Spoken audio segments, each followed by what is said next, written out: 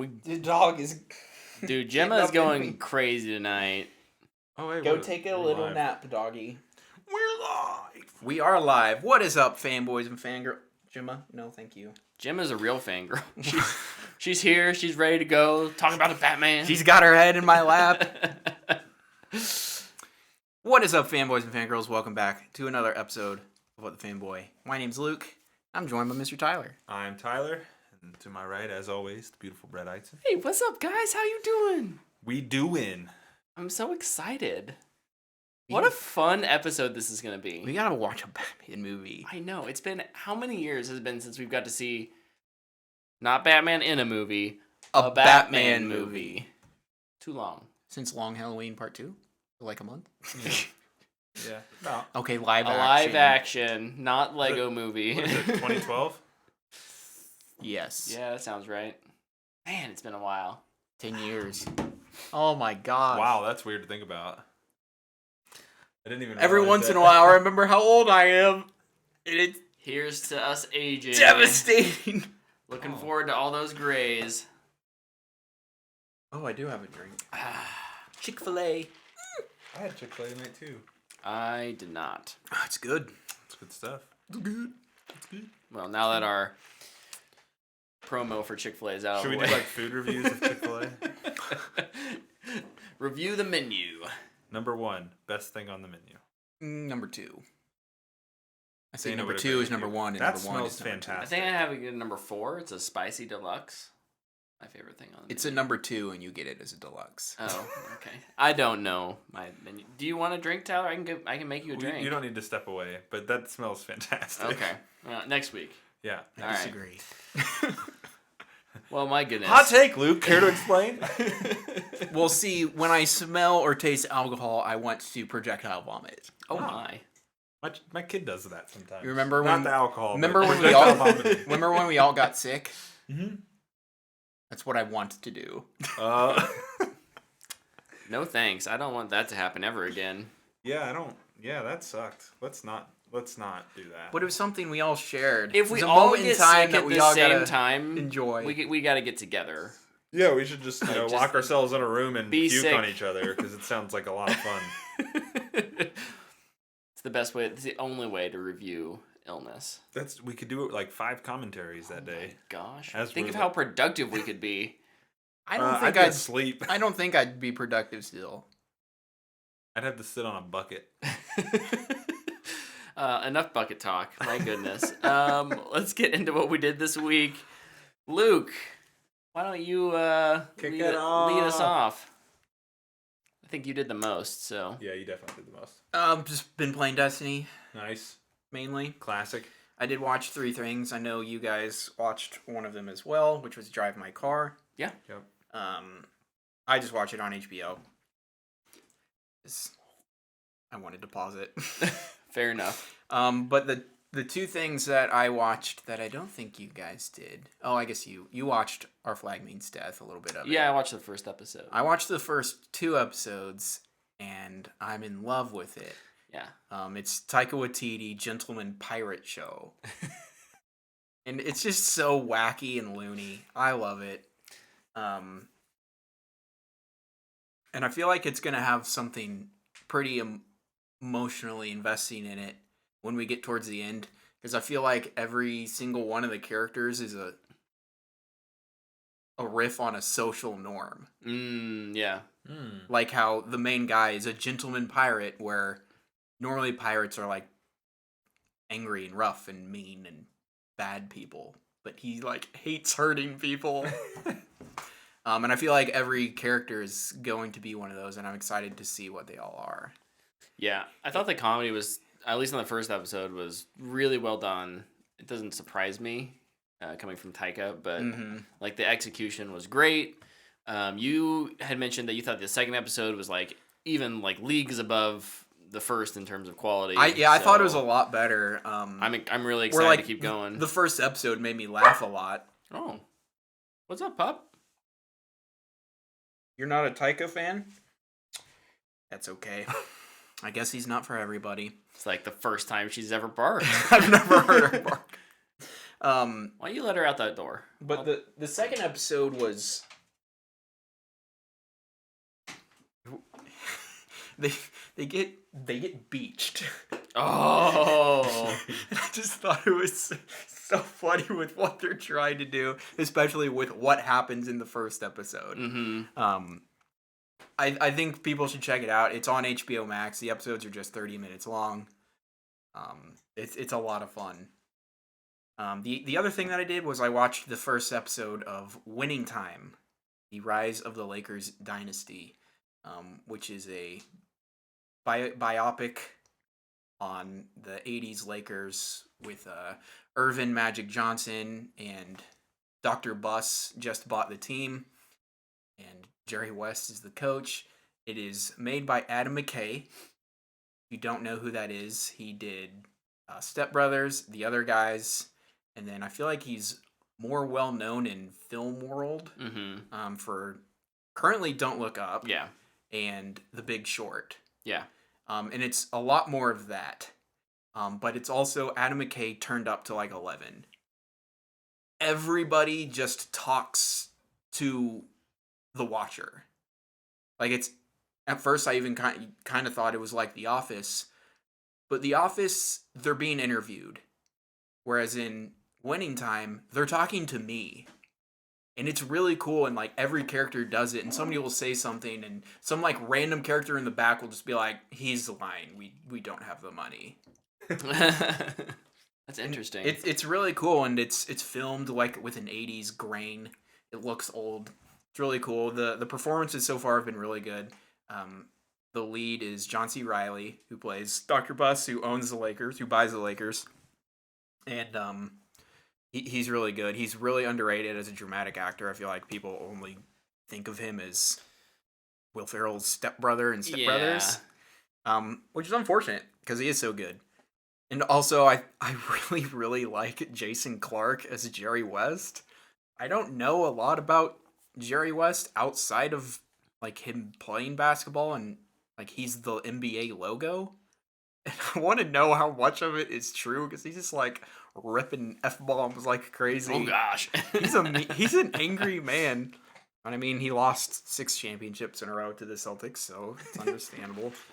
But I would be a little frustrated with circumstances. Yeah, but it's really good. Nice. I'm really excited for the rest of the season. I added it to my watch list. I think if you're a basketball fan and you can handle the mature TV stuff, you should definitely check it out, because it's really good. I mean, there's only 1 episode so far. I mean, it could totally change. But the pilot was good. Mm-hmm. Yeah.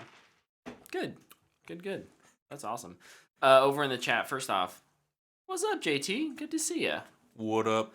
And then Lepke also says that the Lakers thing was way better than he was expecting. Excited to watch more, so he agrees.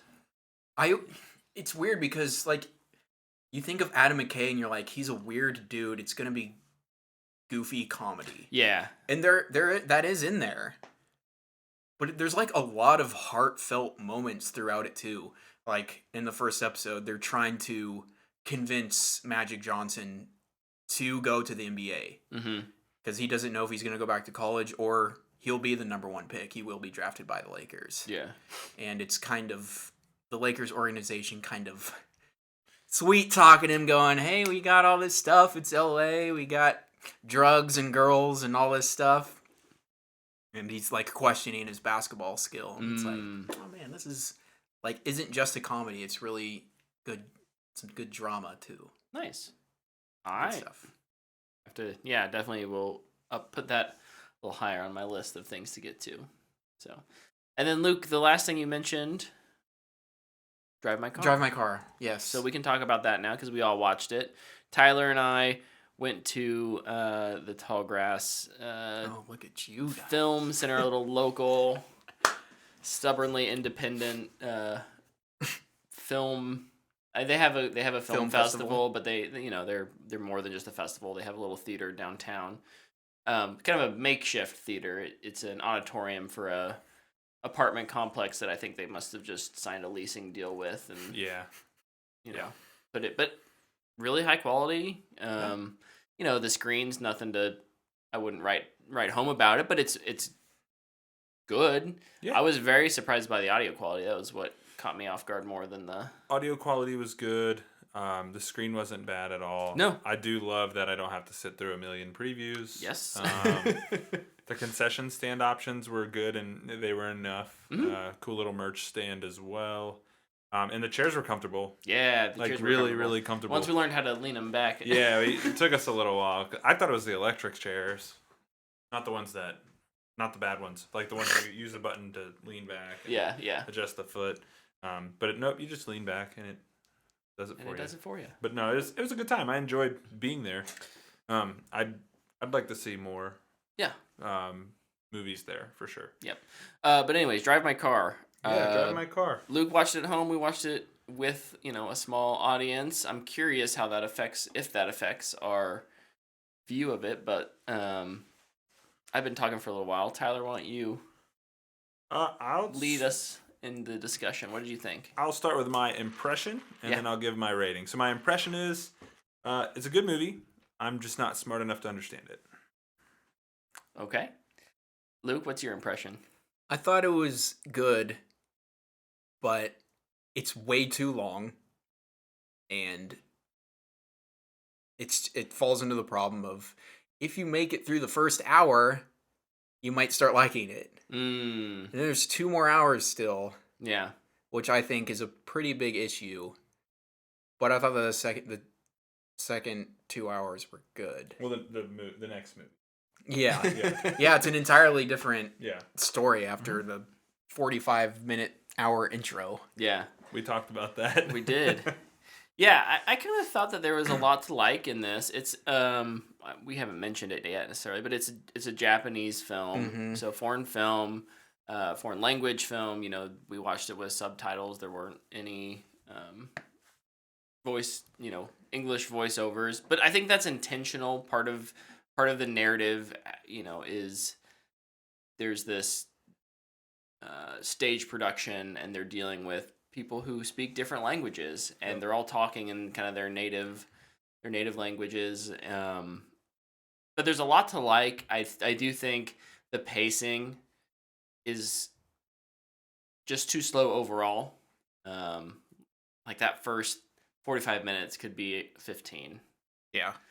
And the rest of the movie could probably be the rest of the other 2 hours, 2 hours and 15 minutes could probably be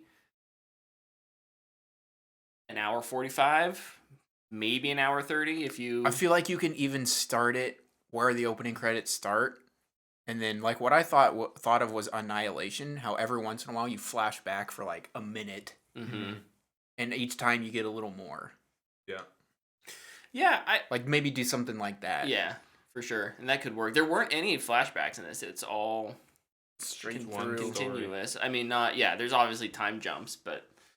Yeah, no, it surprised me overall. It surprised me that it made Best Picture list nominee for the Academy Awards. But I did think it was good.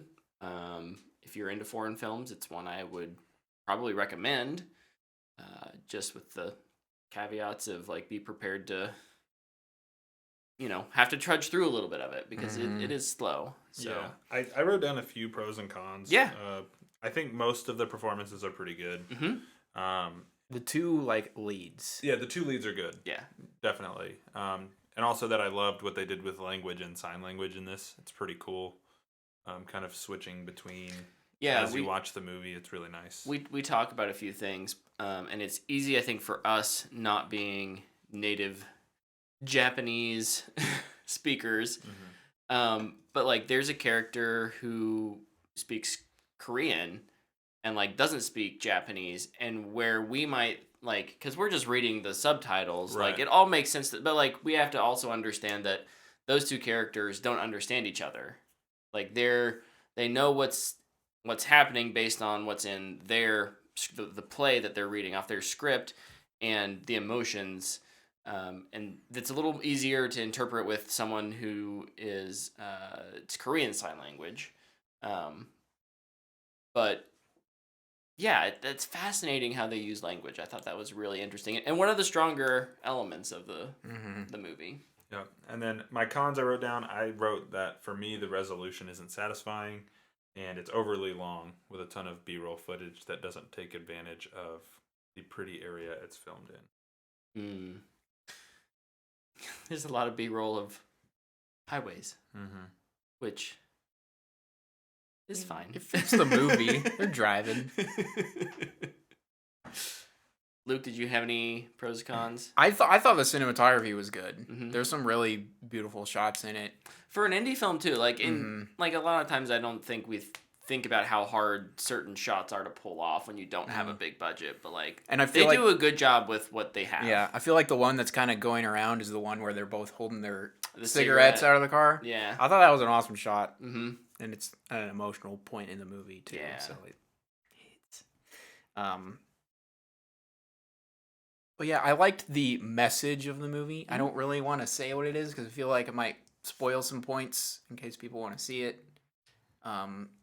But it worked for me, and that's why I'm more on the positive side. I agree with you. The last like 2 minutes, I was like, "What?" Yeah, they have a little, almost like an epilogue. It just didn't feel like it needed to be It there. I feel doesn't like need to could have be- just it doesn't ended. need to be there. But I mean, yeah, this is also a work that's adapted from a set of short stories, and so I mean I have no idea how well it sticks to that. Yeah, I don't know. So there may be decisions like that scene that work really well in the the epilogue scene that work really well in the short story, and they wanted to include it. And maybe I just don't get that. I don't know. yeah. Yeah, this didn't do anything that would make me want to read them. Yeah. So, yeah. No. But yeah, good acting. I thought it was pretty good music overall. That was actually one thing that kind of bothered me. Yeah. When the music is there, it was great music.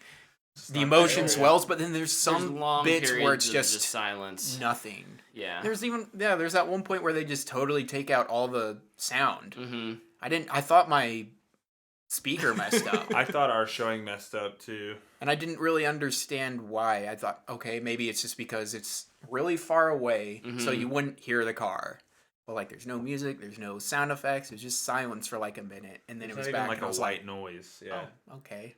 Yeah, it's weird.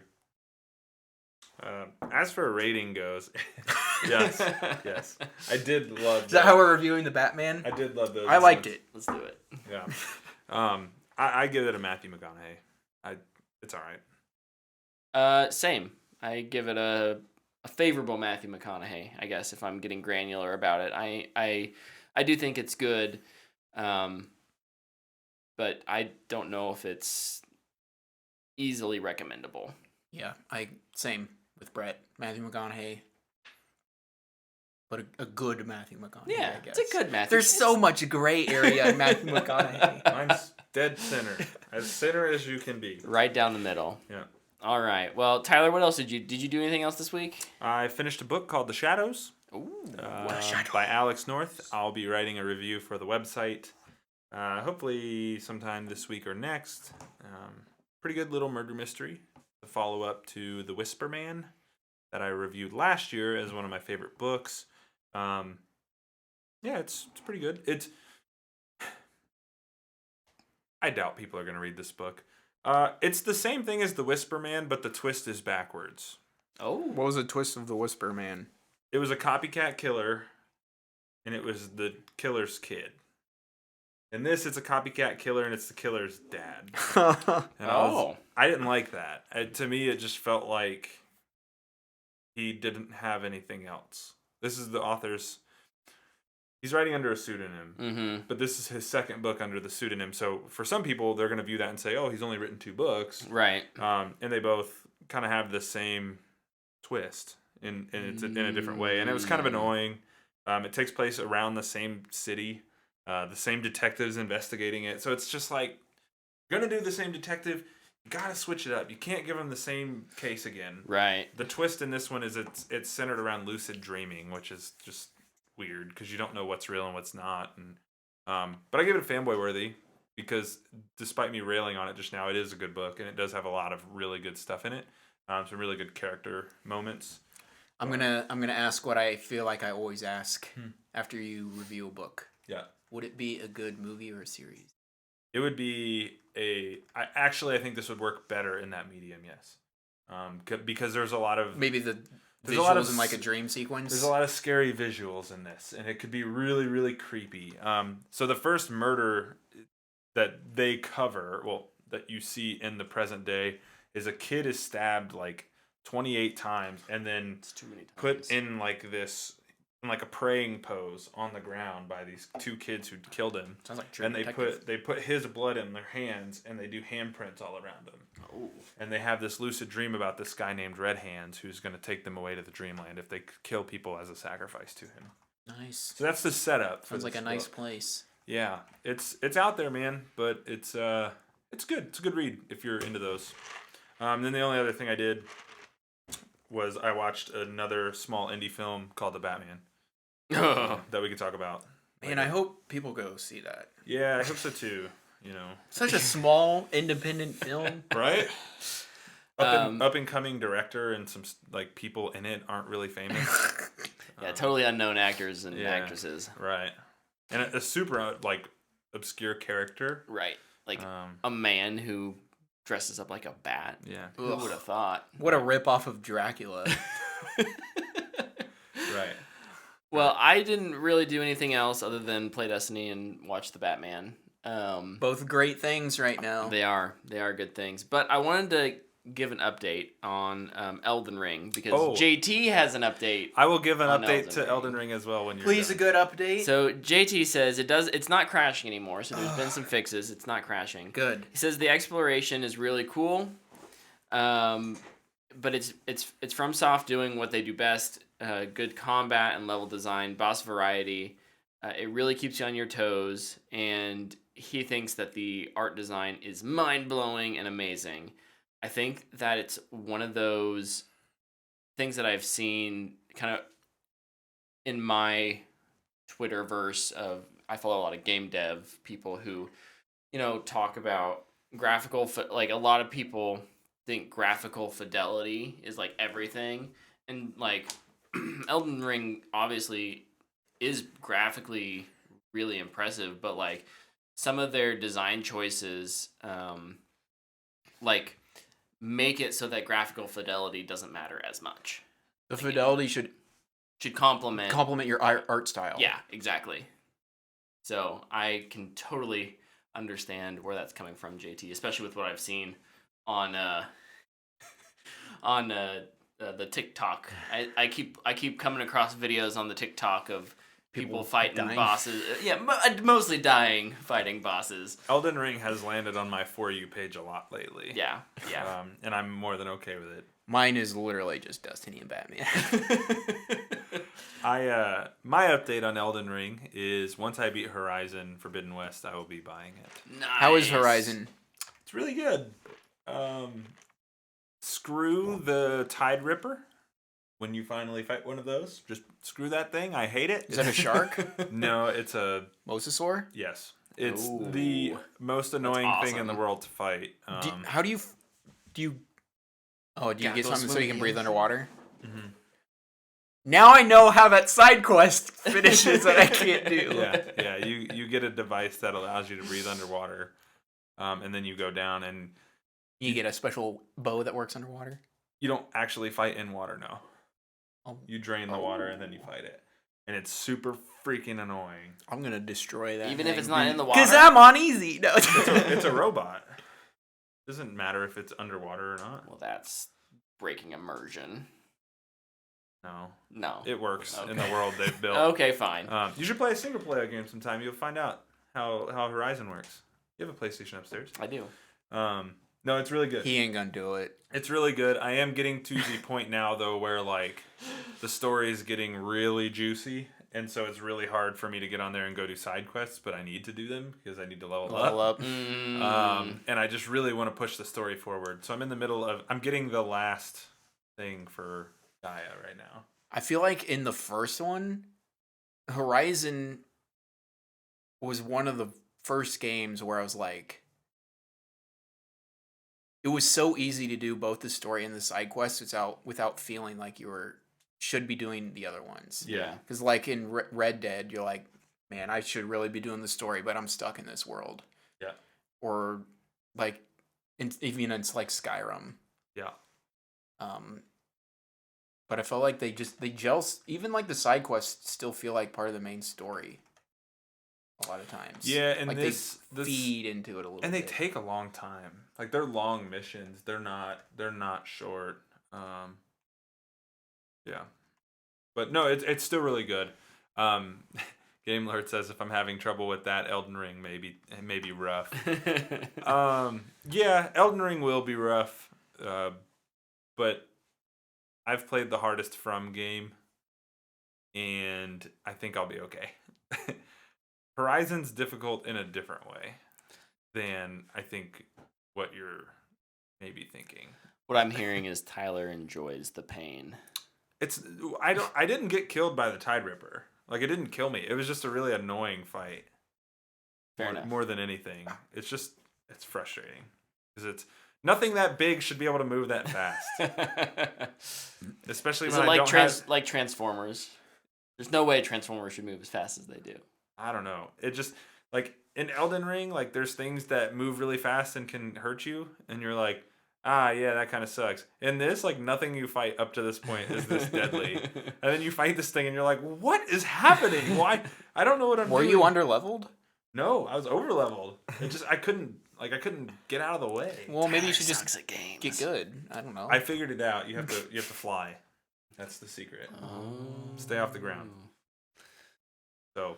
All right. Well, that's it. That's a good media update there. Yeah, appreciate it. No, I like it. That's a good opportunity for us to move into our trailer reactions. There was only one trailer I wrote down this week because it's the only trailer that matters, and it's called Bullet Train. Because it looks freaking amazing. Yeah, this movie looks so good. 2 thumbs up. 2 thumbs up. Two thumbs way up. They had me at Brad Pitt. And then it's... Oh, shoot. What's his name? It's Deadpool 2 director. Chad Stahelski? Or is it the other one? Was it Tim Miller? No, Tim Miller was the Deadpool first 2. one. It's one of the John Wick guys. Yeah. Don't worry, I got it. Everything on top of Brad Pitt is just, the frosting on the cake. David Leitch. Leitch, that's right. The aesthetic, the action, To me, it looked like Kingsman on a train. Yeah. It's like Kingsman meets Scott Pilgrim. Yeah, it looks like a better made. I don't know. I need like that video game. It's a beat 'em up. Yeah, looks awesome. I'm so here for it. But when does it come out? July? Yeah, I think it's in July. The summer, June or July. I want to say It'll be a fun popcorn movie. Yes, it will. Oh yeah. Yes, it will. Did you guys have any other trailers? DMZ. Yep. HBO show. limited series from That's right. DC Comics and HBO. Trailer was okay. Yeah, I'll give it a thumbs up. I don't think it's a bad trailer, but it didn't do anything to make me go like, wow. Yeah. The biggest draw is just that it's a HBO Max show. HBO's got like a 20-year track record or something. How long has HBO been around? Yeah. At least 20 years. Or at least making original series.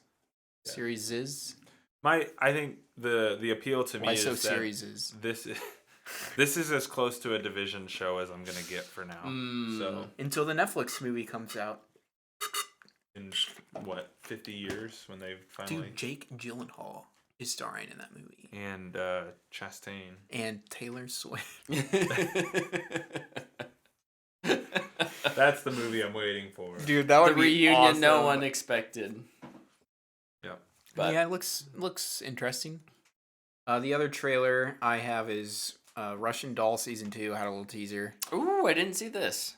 It's nothing like wild. It's mainly just it's like a 30-second trailer, and they announced that it's coming out on April 20th. All right. I actually forgot a thing.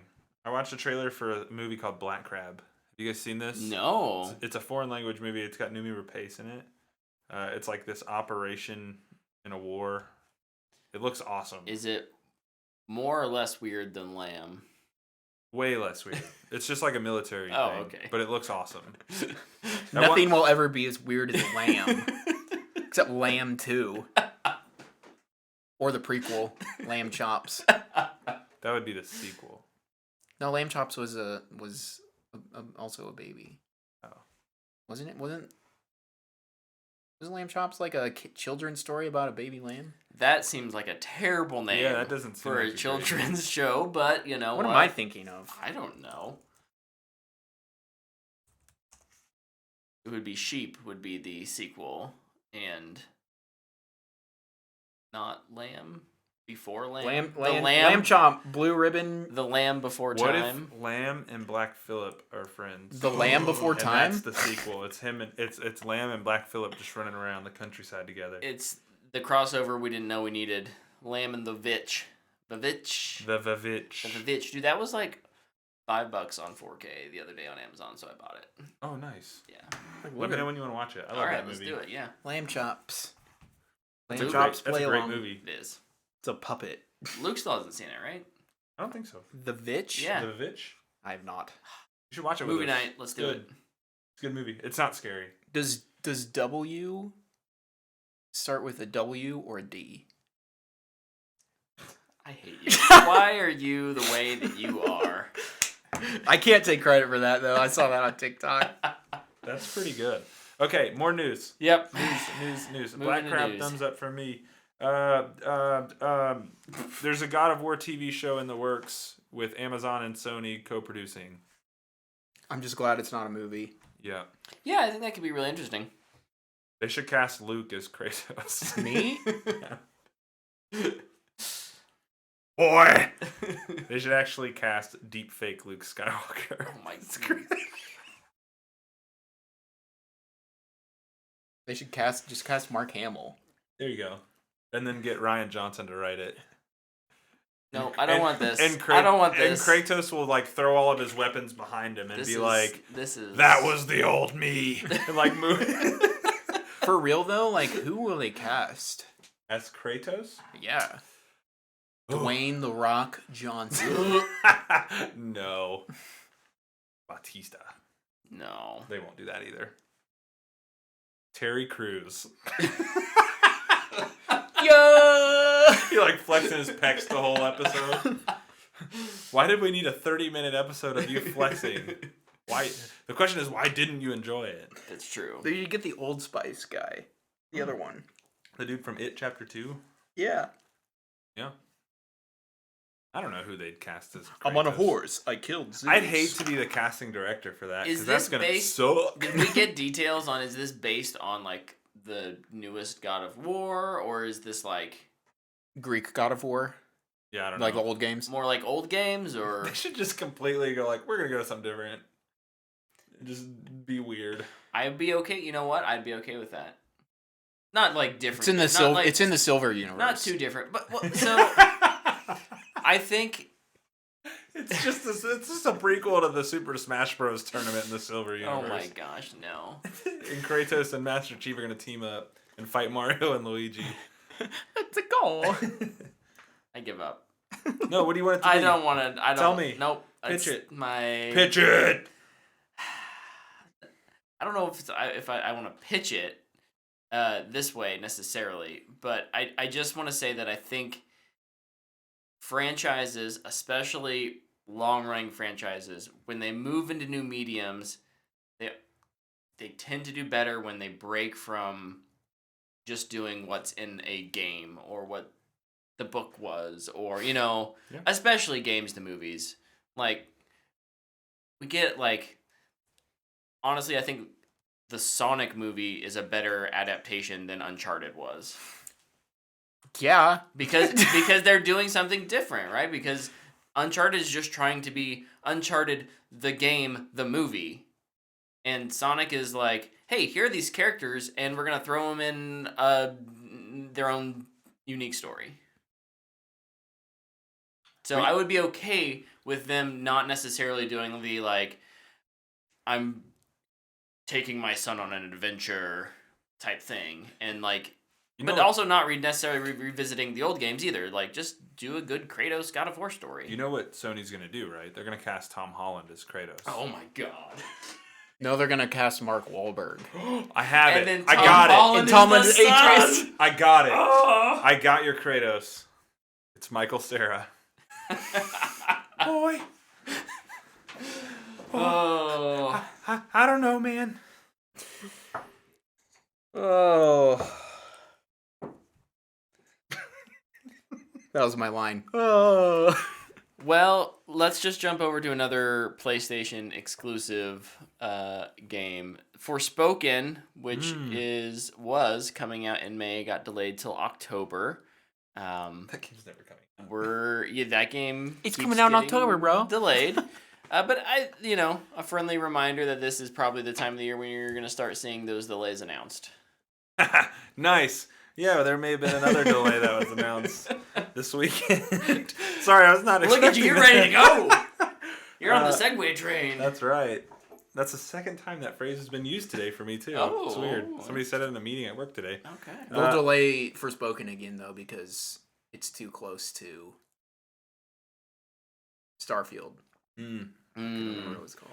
Well, all the games are going to move. All the delays are happening. Halo Season 2 Lone Wolves was announced this weekend. Lone Wolves? Coming out May 3rd. Lone Wolves. Just wait. It gets better. And it's not delayed. It's not delayed, no. It's coming out May 3rd. But the delay involved his co-op campaign has been delayed. It's still expected to come in Season 2, just not at the launch of Season 2. It's going to come on the last day of It Season is. 2. It's going to be like the very end. Nobody knows how long Season 2 is either. That's the other interesting thing. Yeah. One big team map, one arena map confirmed so far. Some new modes, and this is where I think it gets interesting. Yeah. So, I'm saving one for the end. Okay. Don't spoil it. I won't. So there's free-for-all elimination, land grab, king of the hill, and this is where I think it gets super interesting. Mm-hmm. Last Spartan standing. And the season's called Lone Wolves. Are we starting the wheels on the bus to Battle Royale land? 100%. I think it's a pretty safe bet. Yeah. I think it's coming. I think it's going to be there. Maybe not at launch of Season 2. What but the heck is there. land grab? It's that like Farmville? It's a big team Halo? mode. I think it's a big team King of the Hill. Yeah. King or of the maybe Hill that's is the Battle coming. Royale, and because you got to grab the part of the land that's. Although in the they circle. already have, what is it? It's not territory. Strongholds. Strongholds. Yeah.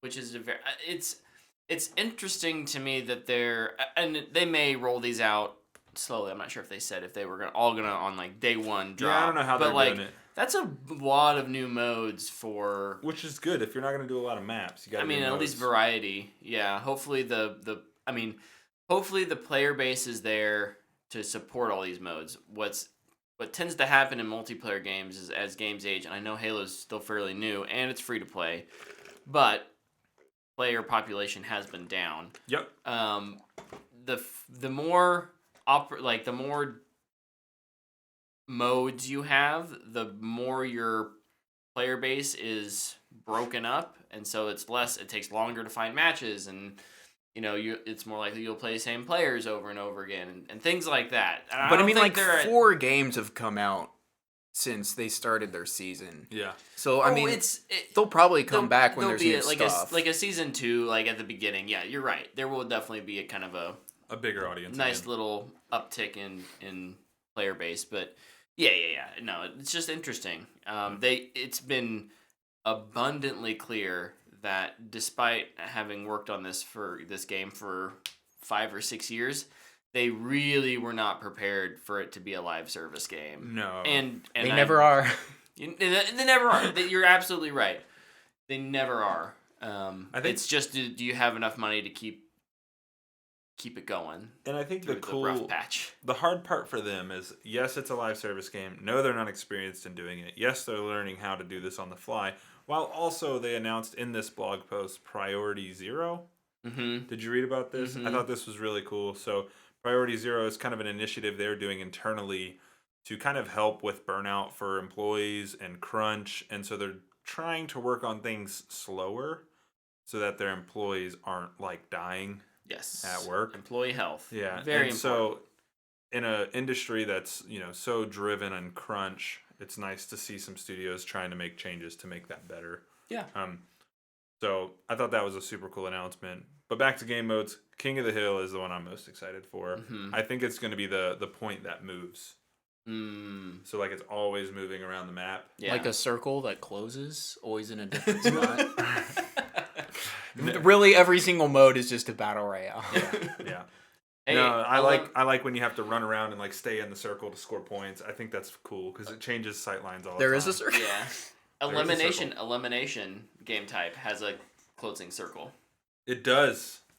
It does. It's there. I'm telling you, right. All of the pieces are there. Yep. It's last Spartan standing, dude. I think it's not coming. Last Spartan standing is gonna be like an 8-person on a big team map. Mm-hmm. Last one to live, and then they're gonna be like, okay, that worked. How can we scale it up? How can we scale it higher?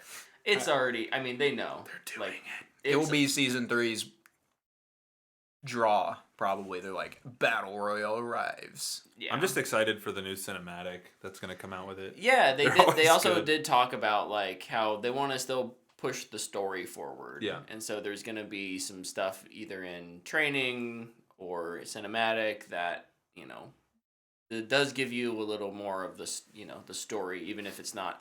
It probably won't be Master Chief centered, but it's gonna be Spartan centered, and obviously all of that.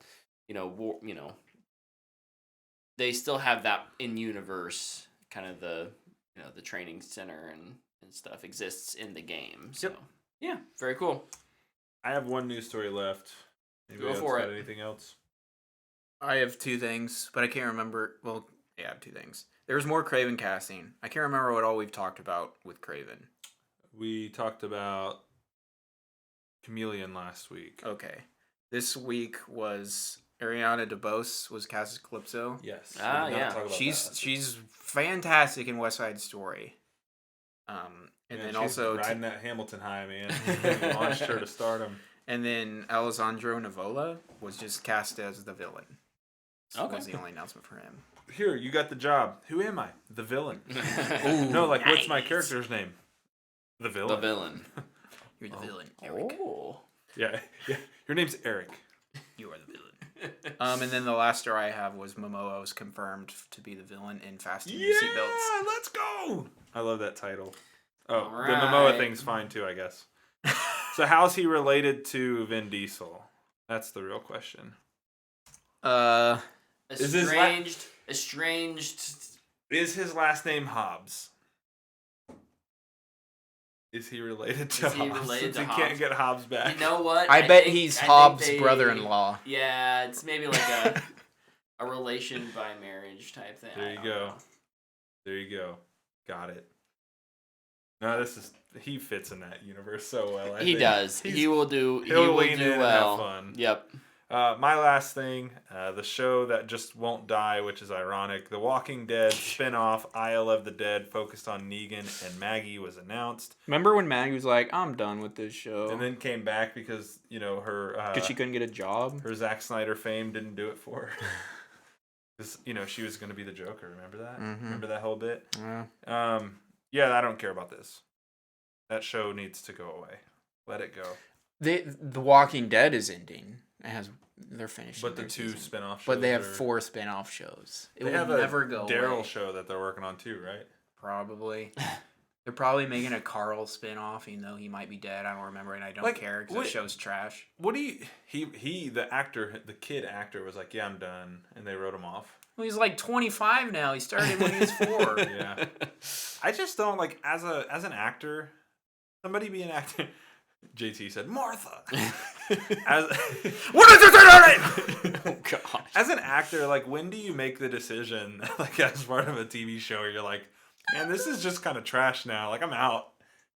These guys just keep, I guess if the money's good, just keep. Well, if you're on a CW show, probably pretty quick. Oh. I mean, Grant Gustin is doing a dog movie for Netflix now, so. Power of the Dog 2? No. No, I think it's called Rescued by Ruby. Sounds like one of those books I read in the elementary school from the library. Sounds like a sequel to Lamb Chops, doesn't it? It's my first chapter book I read in elementary school. Yeah, this show, whatever. Done and done. News is over. Well, I have one last news story to segue us into our Batman review. So, with the Batman release here domestically in the U.S., right here, are you looking for my news? I'll highlight it for you. Oh, yeah. Okay. Yeah. Tyler's confused easily. So with the release of the Batman here in the U.S., we started seeing something that has been happening overseas for a while, but that is surge pricing at theaters. AMC, Regal, Cinemark, all started Regal did doing that? this. Mm-hmm. Yep. How does that impact me? It doesn't. I love it. As of right now, if you're I assume like an AMC Stubs or a Regal Unlimited member, like you're good. It doesn't necessarily affect you. But if you go to see one of these movies at a peak time, you could be charged like $1.25 more, I think is what it is. My guess is that's we're trying to fight inflation and some of the other economic things that we're going through right now. You fight inflation? You poke it You with a deflate knife, it. and it goes. Is that right? No. Yeah, Okay. that's how economics works. Oh. My favorite TikTok I think I've ever seen is like, if inflation is a problem, why don't you just print more money? I'm not an economist, nor did I take any business classes, so I don't know What a concept!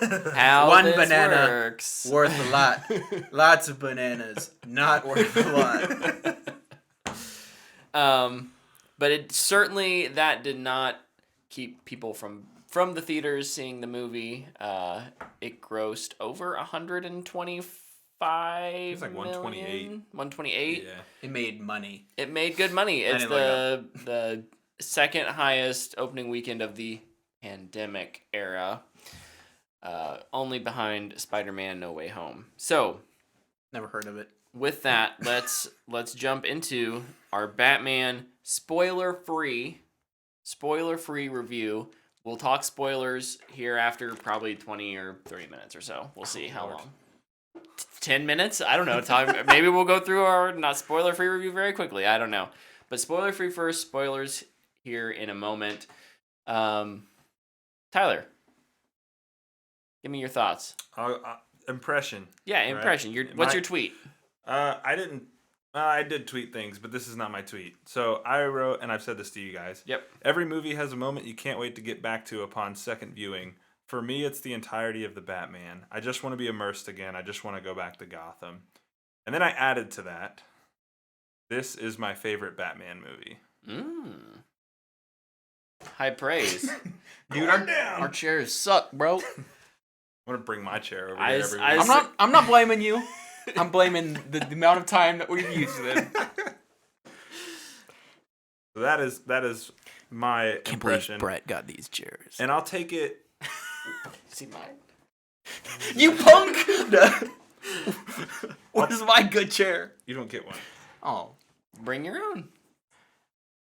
Mm. You bring a chair. I don't. You purchase a chair and have it delivered here, Luke. I will set it up for you. This is going great. It's too much work. I'd rather fall out of this uncomfortable chair. All right, my impression of the Batman is that it proves that, much like in comics, there's room for different versions of a character on the big screen. Writer-director Matt Reeves has crafted a much more personal story for Bruce Wayne that allows Robert Pattinson to play with the character in a way we haven't seen in cinema before. While Pattinson does the heavy lifting, he's also surrounded by a great supporting cast. And I think, while I'm definitely not as hot on it as probably either of these guys are, it's worthy of being in the upper echelon of Batman movies. I really did like it.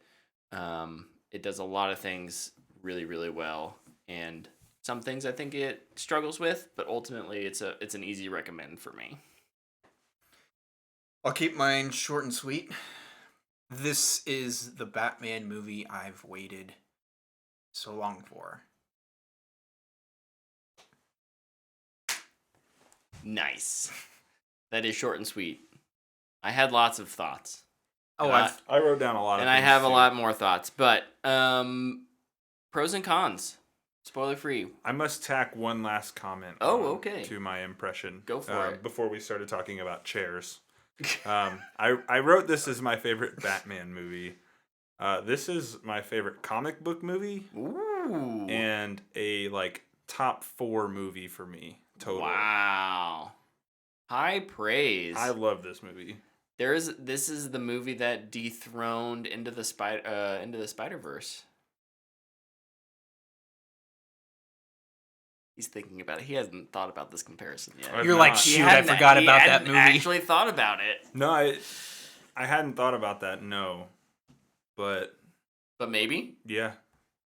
Kind of hard to make that definitive right now statement. Yeah. But maybe. Yeah, I need to watch it 2 more times, 3 more times, and get make that decision. But it's up there for me. It's at minimum 5.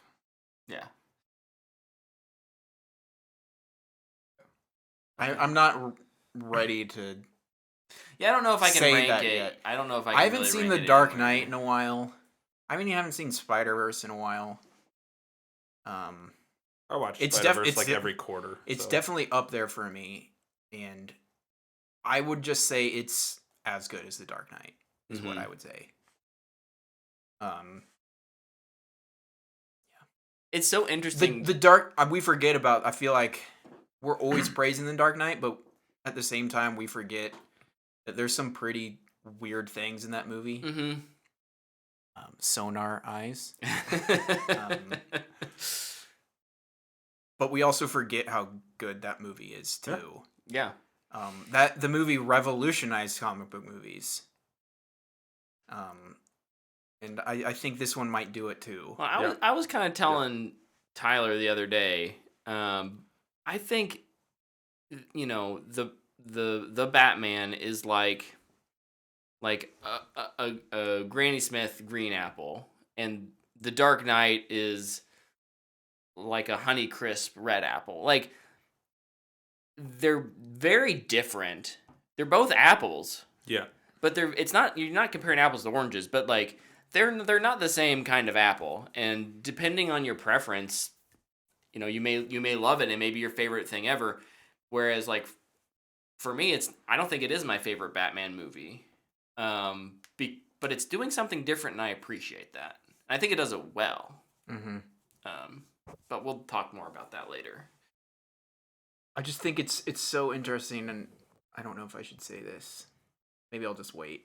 I'm so scared to even just talk. It's the same way with No Way Home. It's what everybody's gonna see it. Yeah. It's Most interesting you likely. guys are so worried about spoiler things. I did not find this movie very, very spoilerish. I agree to an extent. It's more just spoiling moments. Almost, yeah, that's true. Yeah. But almost every scene of this movie is in the trailer. There was nothing in this movie that surprised me like I thought it might, being kind of a murder mystery-esque, or at least it being set up that way. And that's maybe one of my cons is how it was. There was just a lot that was in the trailer. There wasn't much surprise there outside of a few of the moments, and the moments are great. Don't get me wrong. But yeah, no, that's just an interesting point of view. I'll say differential this. point of view. I'll say there. this. For a comic book movie, the spectacle it wasn't high, but I liked that because it is the noir detective story. Yeah. And kind of going back into The Dark Knight, that movie gets pretty crazy. They flip the freaking truck and all that stuff, and it's a pretty big movie. I mean, even in Batman Begins, he's driving on rooftops in a tank. So it's weird to see the Nolan movies and everybody talks about they're so grounded. Yeah, they're movies. so grounded. And we got something more grounded. Yeah. But feels more faithful to the comics to me. In character and just the things that inspire it. Yeah. Yes. And so pros, right? Like, yeah. The first pro I wrote down is almost exactly what you're saying. Matt Reeves and his understanding and love for Batman. I think it shines through in this movie big time. I think he understands Batman better than I think anybody who's made a Batman movie so far. He really gets it in my mind. This feels like the Batman. Like the title is appropriate. This is the Batman. It is what it is. Yep. Luke, pro Yeah, or follow up? I comment? just liked everything. Yeah. I feel like I have one nitpick, which was just like one or two moments where the CGI was a little wonky. Yeah. But it's forgivable. I complain about it with every movie, honestly. Yeah. It's just always there. It may have been more noticeable in this one because so much of the movie is practical. Yeah. Which I loved. Yeah, one of my pros was like the practicality and the realness of all the action.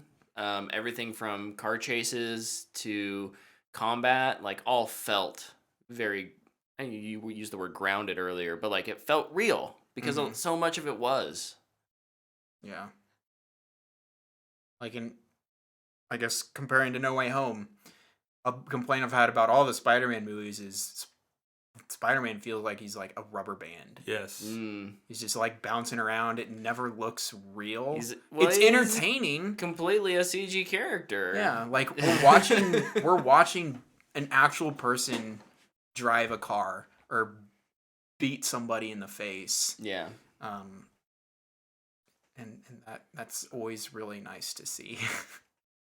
Because it's just, I feel like getting it's not done in a movie this big anymore. But yeah, and surprisingly, I don't think this is gonna ruffle any feathers for if anyone hasn't seen it. But it's not super set piece heavy for a movie of this budget. I mean, I think a lot of times you think of a movie that's over $100 million and like it needs to have this like, what's gonna be the one thing that people like. That's what I love about it. That scene was amazing, and this movie doesn't really have that.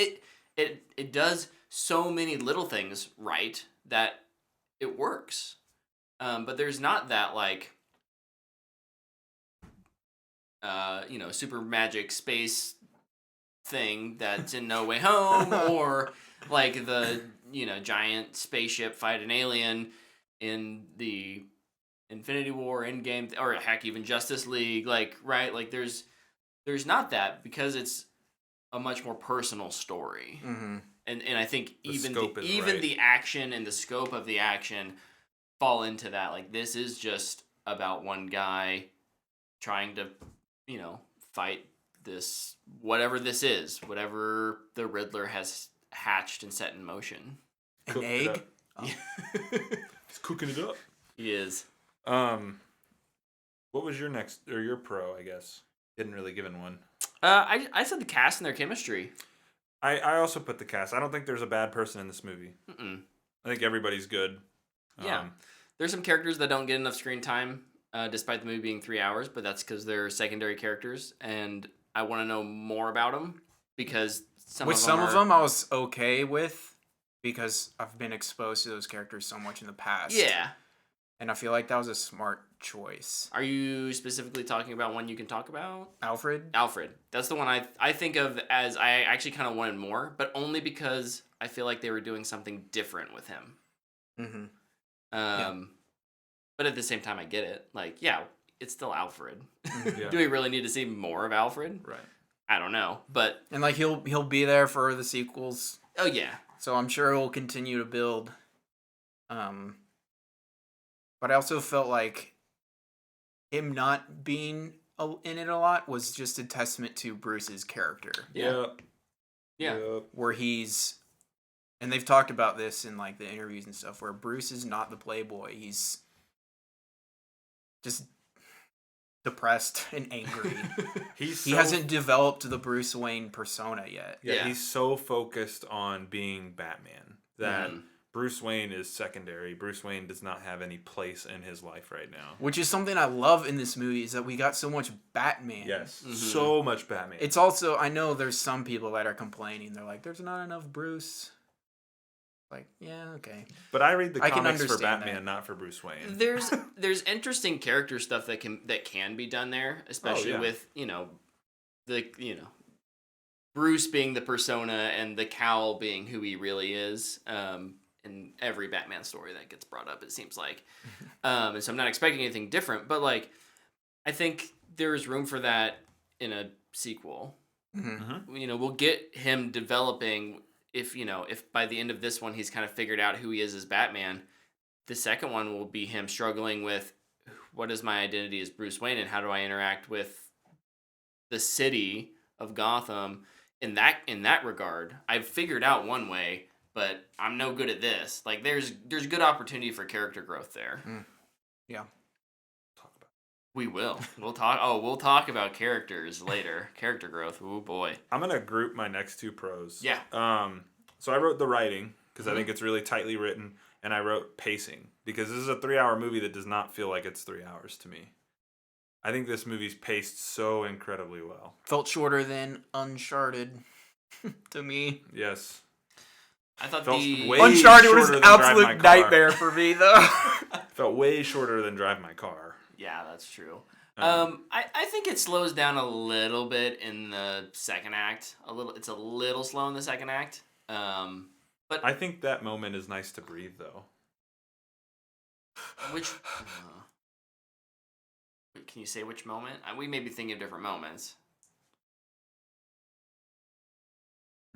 No, Okay. I can't. There's a string of things that kind of propel the second act in like the second act is the detective part of the story, right? It's solving riddles, it's finding bodies, it's trying to put the pieces together, and there's a thread that goes on for a while, and it's not useless, but I think it just goes on a little too long with one of the secondary characters, and it could have been cleaned up and shortened just a little bit. I think it would have helped with the pacing. That was super vague, and I don't know if you guys. But I think I know what you're talking about. I don't. I think I know what you're talking about.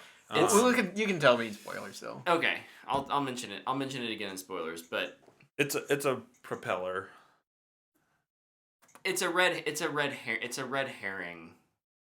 It's the red herring part of it. Okay, I don't know what you're talking about. Okay, cool. Moving on. Anyways, I can't actually list any pros. I just wrote down I just like all of it. I wrote down my favorite scenes, but we'll talk about. What'd you guys think about the music?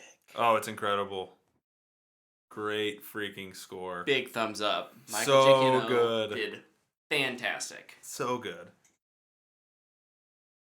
Yeah. I just don't even know what to add to that. It's just like freaking A, like it's beautiful, but so like good. Creepy. Yeah. And the Batman theme is exactly that. It's beautiful and it's creepy. And I love the use of the theme throughout almost the entire movie. Yeah. It's in almost every moment, and I think it's so cool how they do it. My favorite song actually on this soundtrack is Sonata in Darkness, which is the piano sonata. It's a 12-minute song, but I feel like that song alone conveys what the movie is. The movie in itself is a sonata. Everybody kind of is similar, but it has like different acts to it with all these different players. Yeah. I thought that was interesting choice of song and title in the soundtrack. Mm-hmm. The soundtrack title, like the titles of songs, are great too. Yeah, Giacchino always. I don't know if I'm saying his name right. He always does like puns. Yeah, the puns are great. Yeah. The last thing I gave a pro of its own accord because we talked about the cast. Yeah. But I gave Pattinson his own. I just love this version of Batman, and I think Robert Pattinson was a great choice for it. I like the stage of the career for Batman we're in. And I really like that it's a Batman movie. It's nice that it's not another origin story of here's how he becomes Batman, but rather here's how he figures out what Batman is. Yeah. Like there's a difference between those two statements. Like yes. There's a reason for becoming the thing, and there's like once you become the thing, who am I? Yeah. And like that's the story this focuses on, and it's really, really interesting. Yeah. It's a very different kind of origin story. And it works really well, and Pattinson was a great choice for that. Yeah. Yes, I agree. He fits this world that Matt Reeves is creating. This is the right choice. Yep. I guess my last one would just be shout out to the makeup and costume department. Yes. Yes. Like, I loved Pattinson.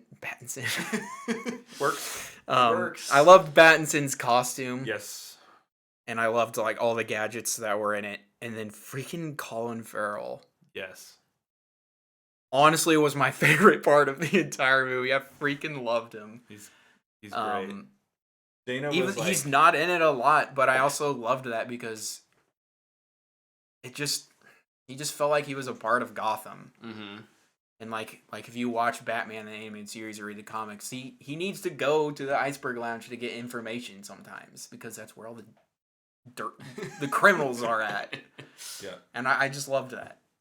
But his makeup was insane. Yeah. Oh. I love the story of him testing it by going to Starbucks and like people they didn't even know it was him. Yeah. Like it's so great. Dana was like actually cheering anytime he was on the screen. Like she was like, yes! And she's just so happy because he is a good actor. He's a fantastic actor. Add those prosthetics and you like completely lose that it's Colin Farrell. You're just like, oh man, this guy's great. If I stare at his eyebrows long enough, I can see him. Yeah. Well, and there's a couple moments in the movie where you can like see Colin Farrell coming through a little bit like as an actor. Hey, calm down, sweetheart. I love does that mean something to you? Yeah, it's the worst Spanish I ever heard. Like it's Lara. It's so funny, man. Yep. This movie's surprisingly funny too. Yeah, there's some dark humor, but there's some like genuine humor there too. Yeah. And a lot of that, I feel like a lot of the genuine humor is around the Penguin and that character. Yeah. When they leave him after that scene, there's that long shot of him like waddling. He looks like a penguin. It's brilliant. I laughed out loud. Lols indeed. Any other? I mean, you guys.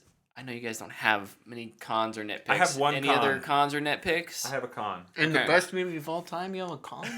I didn't say it's my favorite movie. I said it's my favorite comic book movie. There's a difference. Okay. My con is you have to block out 3 hours to watch this movie. That's it. That's if you're not seeing it in a theater. Right. 3.5 if you're seeing it in the theater. Those previews and maybe even more if you do sit through the previews. Because if you just get there right when the movie starts, we're just assuming a median time of 15 minutes driving, maybe. Yeah. Yep. Maybe 4 hours, 4.5 It's just hours? a lot to block out to watch a movie. And it is. It's a con. I mean, but it's not like I guess it's more a nitpick than a con. But yeah. Should we give our ratings? Let me mention. Oh yeah, you have cons. 'Cause two you hate things real quick, and I'm gonna have to be vague because one of them it's hard to talk. Involves some spoilers and stuff like that. I was not as big of a fan of the conflict between Batman and the Riddler.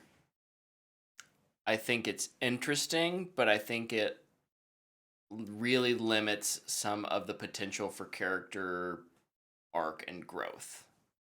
What they did. And it's just a symptom of how they chose to tell the story, and that's fine. Like I don't know how you necessarily write it differently if you want to do what they did. But unfortunately that just means you have to make sacrifices. My other thing was, interestingly, the cinematography. I thought there were some really fantastic shots, and there were some WTF are you thinking shots in this movie, and the rest of it didn't really leave an impression, so I ended up putting it as a con. I'm curious. You ready what for shots? this to get nommed for cinematography? Probably will. Because, dude, that's all people keep talking about. I know, it blows my mind. Like, it's, again, like, there's some fantastic shots. You're going to see on the One Perfect Shot on Twitter, like, you're going to see different shots in this movie come up all the time. And you're going to comment, throw up emoji every time. Those individual frames, great. But there's just throughout, I just thought the rest of the cinematography wasn't that interesting. So. Was it like framing or like lighting? It's a combo. Obviously, a lot of Batman stuff takes place in the dark, and so there's some stuff that's really well done in there, and there's some that's not. Some of it's framing. There's. It's hard to say anything. Yeah, it's so hard to talk about these things. We can get to it later. We can get to it later. That's fine. Yeah. But I'll go first. This is a fanboy worthy for me, and that was a really hard decision because I wanted it to be a booyah, but I couldn't quite get it there. It's not one that I'm like instantly ready to run back to the theaters and rewatch, but it's really good and really interesting still, and I definitely think people should see it. It's just not on the top of my lists. And I think it sets up, since you guys just left me hanging there for half a second, I'll keep talking. I think it sets up potentially the best Batman movie of all time, in where it ends with Bruce Wayne and Batman, and what that next story could be. But I think out of necessity for the story they told, it just limited it a little bit. I get a booyah. I too give it a booyah. Yeah, I knew it. This guy's a hater. Yeah, no, it's a booyah. Is it the best Batman movie of all time, though? I still don't know yet. Brett's on no, you're on yes, and I'm on. If it's in my opinion, I think it is. Yeah, that's fair. Like, again, Granny Smith apple, Honeycrisp apple. You can like either. It's not a big deal. I don't like it when I eat apples and the Luke doesn't like apples at all. He's an orange kind of guy. I just don't like the skin of the apple gets stuck in my teeth, and it hurts. It's a fair thing to not like. It doesn't go away. That is rough. I'm sorry, man. But it does keep the doctor away. That's an important aspect of it. Okay. Are we ready for spoilers? So, booyah. Fanboy worthy. Let's talk spoilers. Let's do this. Where do you want to start? Spoiler warning. Yeah. That's hard Spoiler to say. wing? Spoiler wing. Spoiler warning. Spoiler warning. Bruce Wayne is Batman. I spoiled it. Oh, no. Dude, I didn't even know that. That's where we start. We start there. Did you guys know that Bruce Wayne was Batman? You liar. You're a liar. It took me a few minutes, but I figured it out. I How? used my brain. How? The clues are all It's there. got to be the chin. Yeah. They have the same chin. So, I guess I will start with this, and it's a beginning and end thing. Okay. At the beginning, after Batman beats up the goons, the guy at the beginning is like, "Oh, don't hurt me." And at the end, after Batman beats up the goons, people are reaching out to him for help. And I thought it was really cool that Batman became a hopeful character throughout the course of this movie. It went from the citizens of Gotham are scared of him to the citizens of Gotham see him as a hero. Yeah. And I think that's awesome because we've gotten that kind of At the end of Rises. Yeah. When he died. When he dies. Right. Like, give them their flowers while they're alive, right? We say that in things often. I like that they gave Batman his flowers. The first time I've heard you say that. Yeah, I don't say it. It's like a media thing. It's a media thing. I agree with you. I loved that. Yeah. That's one of my favorite things about it, too. And the other thing is just seeing him, throughout the movie, interact with police Yep. Yeah. constantly was super nice. Yep. And then at the end, he's in the crowd, helping the people. He's with the National Guard. Yep. And he's just in the daylight. Or the dusk or the morning or Yeah. whatever it was. The dawn. And it's just nice to see. Yeah. Batman can be hopeful. Yep, Goodness. That's what I have here. I have a pro con on Batman's character arc, but the pro part is I like that he's figuring out why he's Batman, and why he should continue to be Batman. And it's that transition from I am vengeance to I am hope. Hope for this city. Yeah. Yeah, it's not enough to be vengeance. Nope. Yeah. Great line. Yeah. The monologue was interesting. Yeah. Having a monologue at Literally, the beginning and end. Yeah. 3 seconds before the movie starts, Tyler leans over to me and goes, I hope he does a narration like in all the Detective Noir movies. Thursday, October 31st. Yeah, Luke goes, and I was like, oh! I was so excited. It's so awesome. Yeah, the opening to this movie is great. So I have a list of my favorite scenes. I have 4 down because I didn't want to go crazy. Sure. The ending was one, and the opening. The ending was like there's many endings. Like him standing with the National Guard. Okay, yes, that ending. Not the motorcycle bit, right. But although I did like that too. Yeah. But no, him like helping the people in his little monologue. Yeah. And I guess while you're talking about the ending and speaking about the motorcycle bit, I love that Catwoman acknowledges that like he's spoken for by Gotham. Yeah. His love to Gotham like is more important than his personal relationships. I thought that was cool. Like that's such an important part of Batman as well. Like he's not willing to sacrifice leaving Gotham for other people. Like that's just not on his radar. And I love that. But the opening with the narration, yes, but also just I loved how they showed how everybody was so afraid of Batman. And I thought it was so cool because, like, it just shows the guy standing in the rain and he looks into dark shadows and he's just like... Not worth it. He's going to come out here and punch me in the throat. Yeah. And they did it with the guy spray painting. Yeah, because rolls, yeah. And then it paid off with the Joker goons, maybe? I don't know. The knockout crew? Yeah. Yeah. And I just love... generic almost like yeah. the westernness of it, how he's walking out, and it sounded like he had spurs on. Yes, that was a really interesting audio decision that I loved. And I was just like, oh, and let's like the movement, let's like go. You can hear the leather move. I thought that was cool too. Gosh dang, what was I gonna say? Carry on. I'll think of it. Also, I found it really interesting too. That like, I don't know if this was the intent. I didn't even notice this at first, but he beats the absolute living piss out of that first guy. And he says, I'm vengeance. And the dudes behind him are recording it. Mm-hmm. So maybe that's how Riddler sees that. Because it probably was posted on. What I was going to say is... Because we get that ending, I'm vengeance, too. Yeah. Mm-hmm. When you're talking about like his walking, I think that's one of the things I really like in this movie is how he kind of walks around crime scenes. And, like, instead of him doing a voiceover, like I was kind of thinking they'd do, he kind of, like, walks around and they really intentionally show you what he's looking at. And, like, you can kind of glean yourself what he's processing. Yeah. I think that's really cool. He's, like, very methodical, very thought out as he moves. I thought that was an interesting choice by, I assume, Pattinson and Reeves sitting down together and saying, okay, how do we want him to kind of navigate these crime scenes? And I like what they ended up doing. I thought it was really cool. Also, shout out to all the cops who had to watch those crime scenes. That stuff was funny. Every time he walked in a room, cops were like, "This guy again!"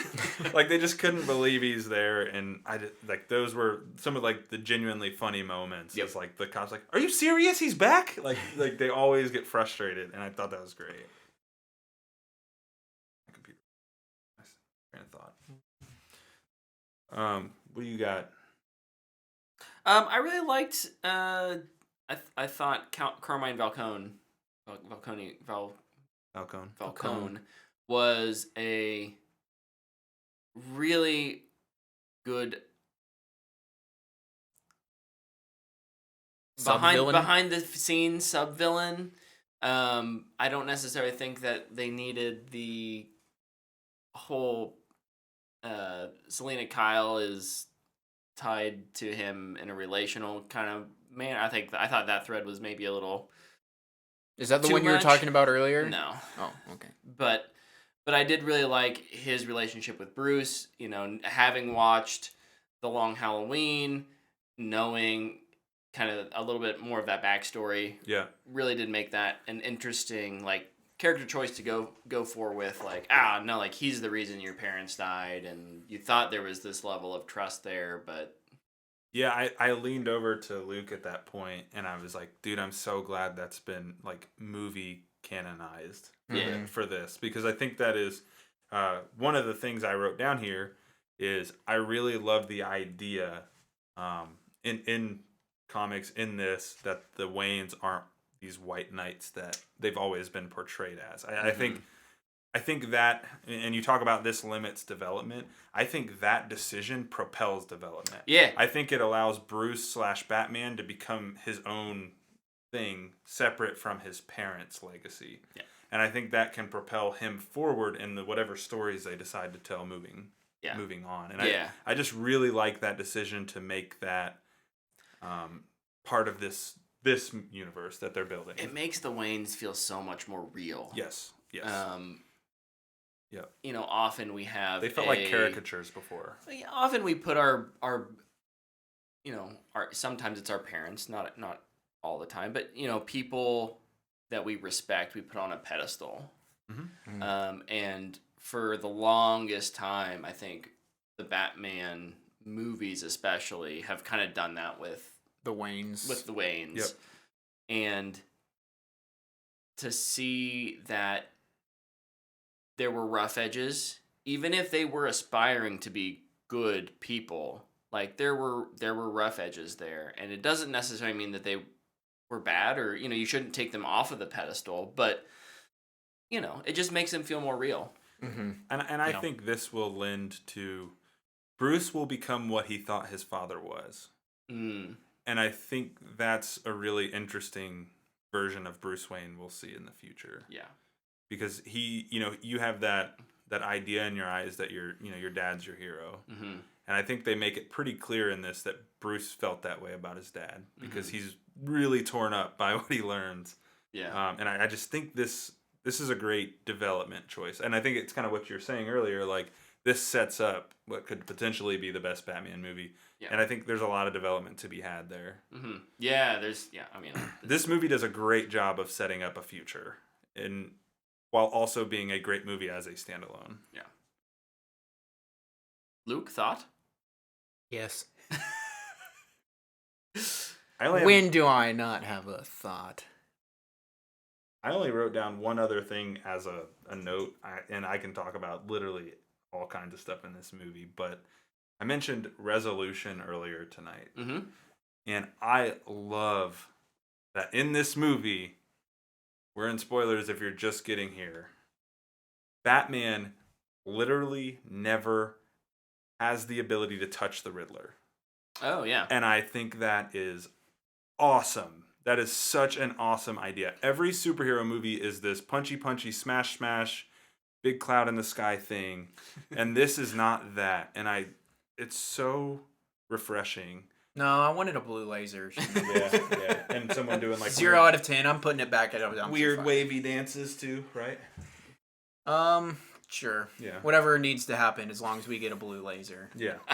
But no, I just love that, and like the confrontation when we do get them to finally talk to each other face to face through a prison glass. Yeah. Is one of the like coldest scenes I think I've watched in a superhero movie ever. It's so good. Paul Dano just creeps me out, man. That dude's weird in all the best ways. Luke, thoughts on that? I didn't even realize that until Tyler texted me. He's like, they never... No, we were talking in the parking lot when I told you that. Oh, you did? Yeah, we were standing outside the car. Yeah. I didn't even think about it, and yeah, then I had to kind of look for that when I watched it the second time. I was like, dang, that is really cool. It's so awesome. It's such a great decision. Because the Riddler's never going to stand toe-to-toe with Batman. No. Physically. It's all got to be wits. Yeah. And I love that he was able to control Batman. Speaking of controlling Batman, that you're welcome. So the oop segues me. Thank you for the alley oop into like in my cons. I mentioned the conflict between the Riddler and Batman, and I agree that I think it's a really interesting decision to not have them ever be able to go toe to toe. To save that moment of like them face to face to a place that he can't touch him. But when it comes to the main plot of this movie, which is centered around, the Riddler and his clues, what he's setting up, the way that this has been written, it doesn't allow for Batman to make any interesting decisions, any choices, because everything's at the whim of the Riddler. And for me, that moment of when the Riddler is in distress because the Batman's not on his side like he thought it was, that didn't work for me. Because why would he be? We don't see Batman or Bruce Wayne struggle with that in any real sort of regard. Because there's been no actual conversation back and forth between the two of them, there's no emotional stake there. And so the only choice he can make is to leave and go try and stop the attack, or go back to the apartment to try and figure out what did we miss. And that's when I talk about lack of character development. What does the Riddler challenge? How does the Riddler challenge Batman in his character? I didn't get much of that in this movie because it was so focused on who is Batman to the people. It did work for me. Yeah, and I'd say that is the moment that he does challenge him, because he's saying, in Riddler's mind, they have been working together, well, not together, like along the same lines, where he like even says like, you brought him to light and I shot him. Yeah, like, we did that together. Yeah, where Batman's just trying to stop the guy. Like, they're both just working from totally point of views. Mm-hmm. And that moment is when he does challenge him, when he says, we have been working together. And that's when Batman starts to realize, this is not what I wanted to do with this city. Mm-hmm. Like, I'm creating more problems than I wanted to stop. And then it kind of leads into the goon going, I'm vengeance. And he looks at him, he's like, no. Yeah, I did it wrong. I'm wrong. Yeah. I need to help these people. Yeah. That's how it looked to me. Yeah. But yeah, I get that. I totally I can definitely, like, when you say it, I can see it that way. I didn't interpret it that way. Sure. But I can definitely see, like, it makes sense. Like, from a certain point of view. Yeah, I think there's just a lot of that is jammed right there at the end of the third act, or beginning of the third act, but I think could have been. And again, I can't rewrite this movie. I can certain point of view this any day, but I just didn't the struggles that he had to overcome. Batman had to overcome, especially in the second act, were so much more about the other people he was around. It had the second act has very little to do with the Riddler. Yeah, it's him and Catwoman. It's him and trying to Catwoman find and Gordon, and a little bit of Carmine, the Russian girl, right? Yeah. And Monica. Yes. And so maybe even just truncating that a little bit but because there's so much. It's a 3-hour movie. There's so much in that middle act where we don't get a lot of the Riddler. That may be a fix in my mind. See, and like the thing I think though, and this is, I don't have a true counterpoint to what you're saying. Like I said, I think it makes a lot of sense, but I am kind of with Luke in that, like, how I viewed it. Mm-hmm. But I think the flip side to that is if you don't have the Riddler manipulating this young Batman into doing something he didn't want to do, and you just have the Riddler, like, I love that Batman makes mistakes in this, because he doesn't in previous things. Like, it just doesn't feel like he ever messes up. And in this, he does, because he ends up being manipulated by the Riddler. And if he doesn't do that, then we're sitting here and we're going, yeah, man, I mean, for the Riddler to be so smart, he's kind of stupid that Batman figured it out in 2 seconds. Mm-hmm. Like I just feel like the inverse of that, like, I'll take what we got over the inverse, because the inverse to me would make it a worse movie. In my mind. Gotcha. Because then I think the Riddler's not as smart as he should be. Well, but I'm not saying that he shouldn't make mistakes. I'm saying that everybody makes mistakes. No, but you're saying you want Batman to be able to make choices, right? Yeah, I want him to make.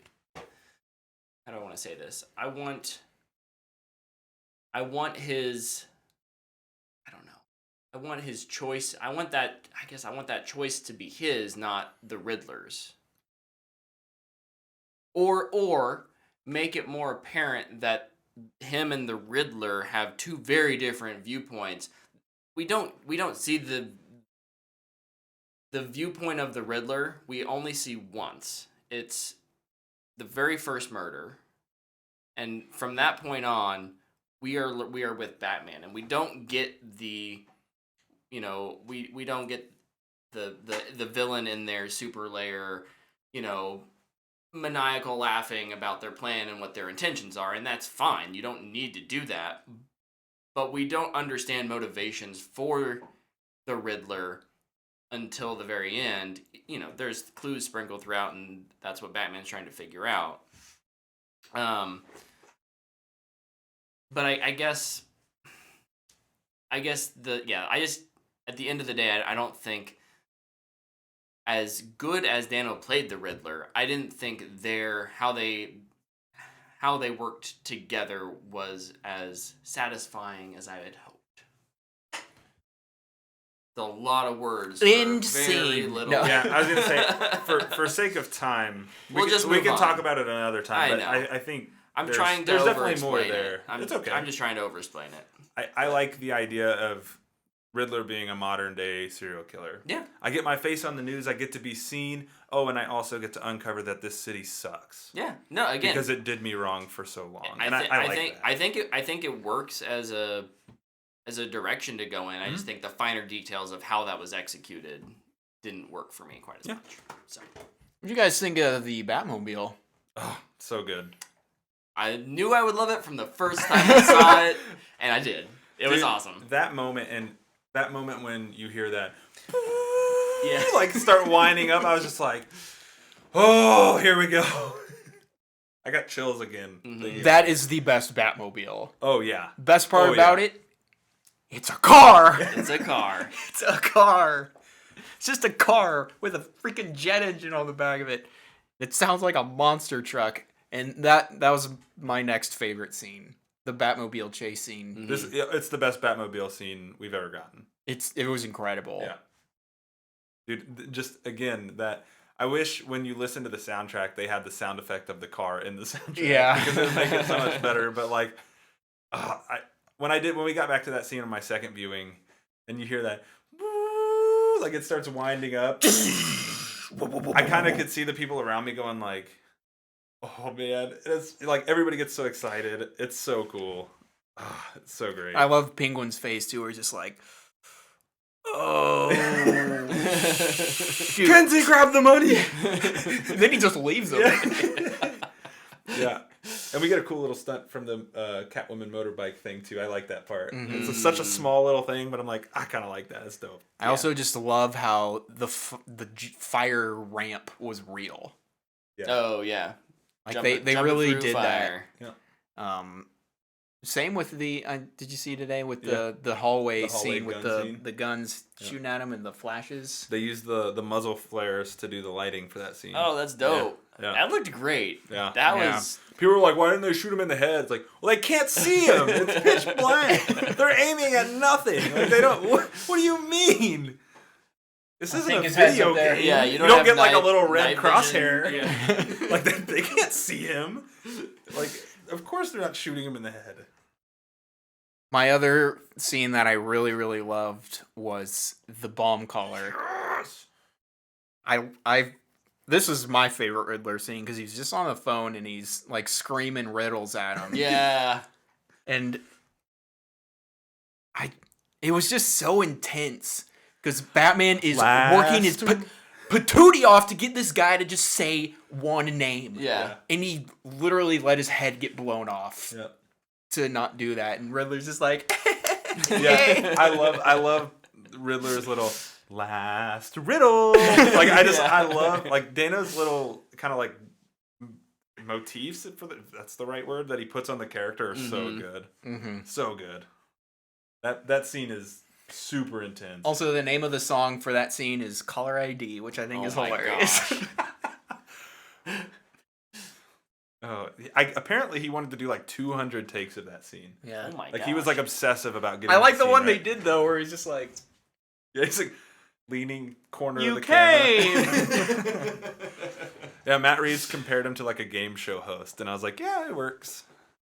It works. Agreed.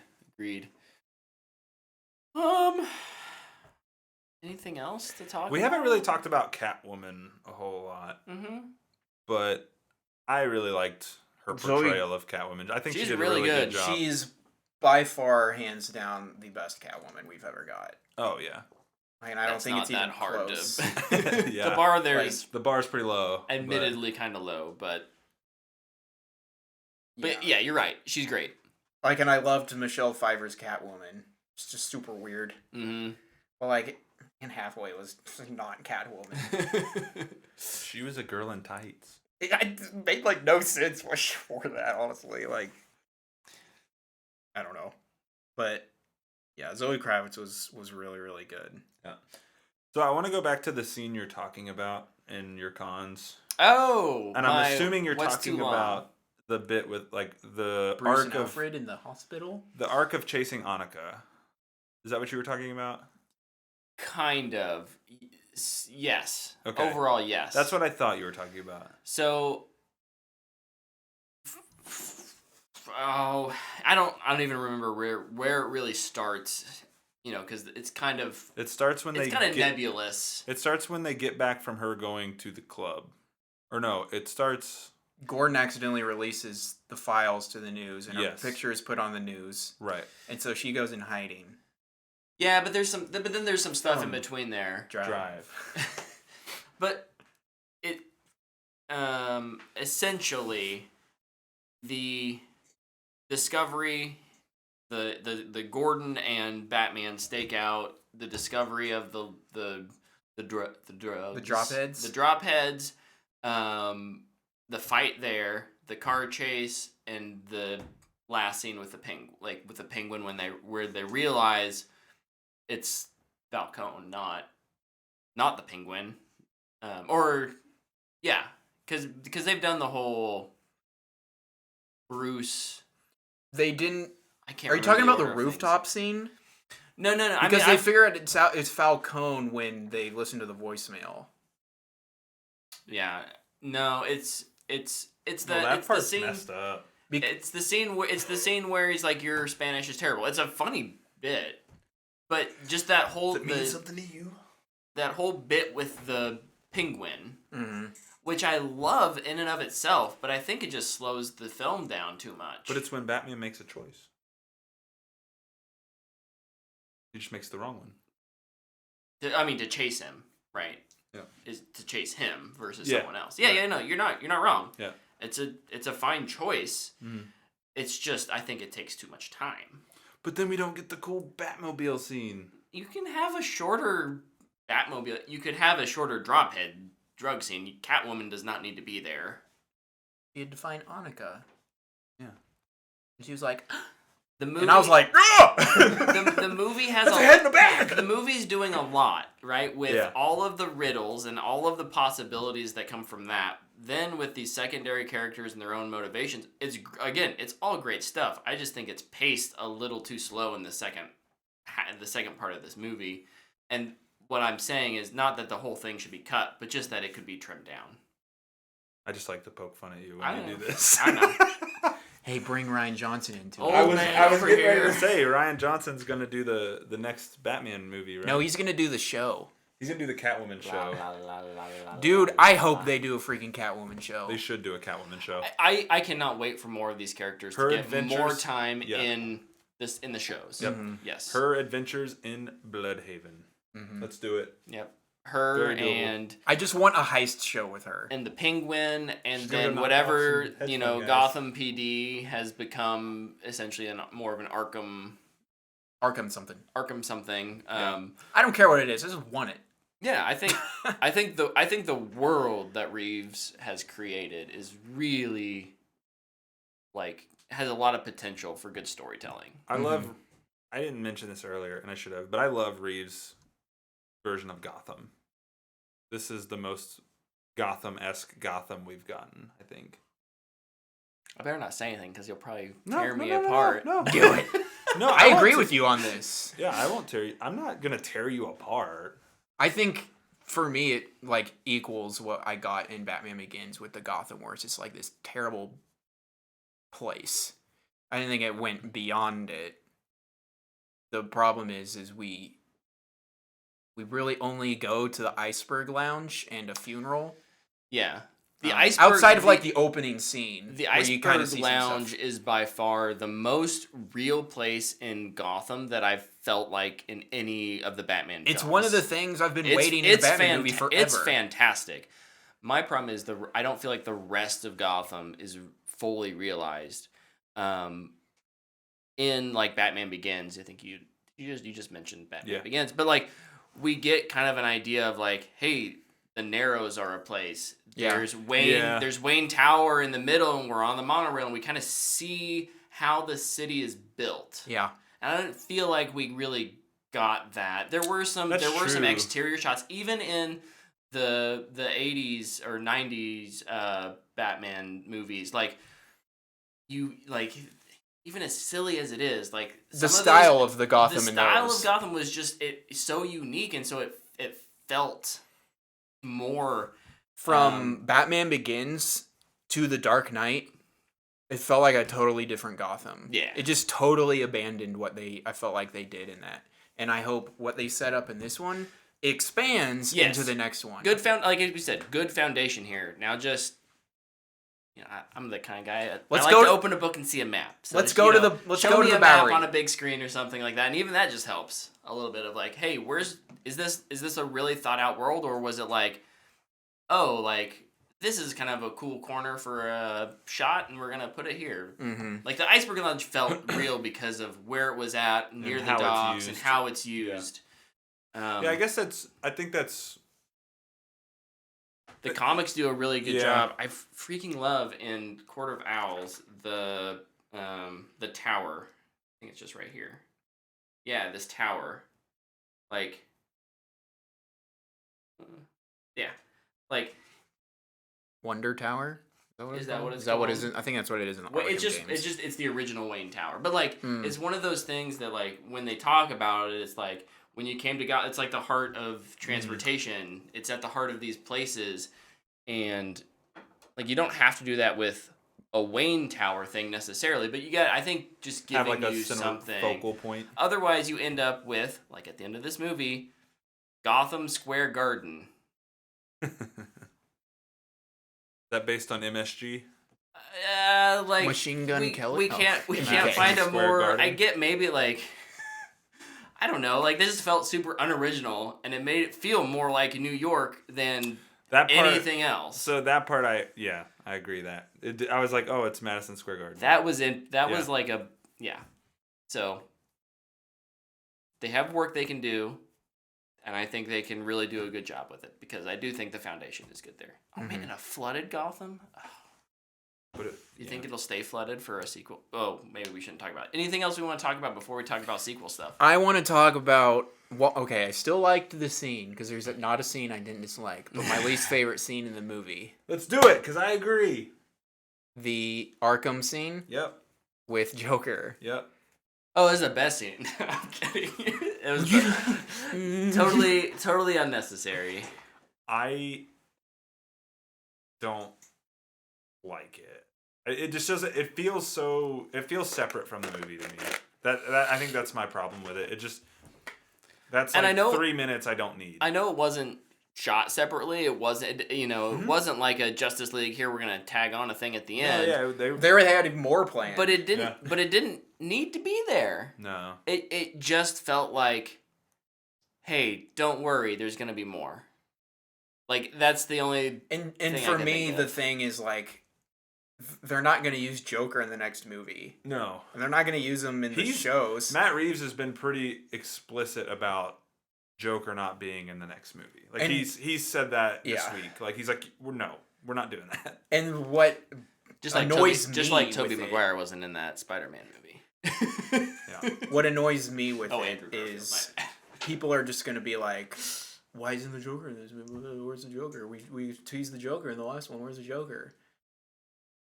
Yeah. Like, I think they could. I'm still use on him. Joker fatigue over here. I think they can still use him, and I think they could use him. I didn't even think They could use him in the show if they wanted to. I didn't even think Barry Keegan. I don't know. I say Keoghan. Barry Kay. Yeah. I didn't think Barry Kay was even bad. I liked his Joker laugh. I like his that his silhouette voice looked interesting, Yeah. but Yeah. looks a little damaged. Mm-hmm. Sorry. Think you have a tattoo? No. I think so. If this is an Arkham Haunted House show that they're working on, why not Joker taking over Arkham? And the main character could be Gordon. The main character could be some random security guard trying to do the right thing. But it's just Joker. It's gonna be John Blake. He could be use his real name Robin though, right? Yeah. Yeah, it could be Joker taking over the asylum, and he has like a scene or two per episode. He doesn't even need to really do a whole lot. Yeah. But like you could do that without the Joker being overdone.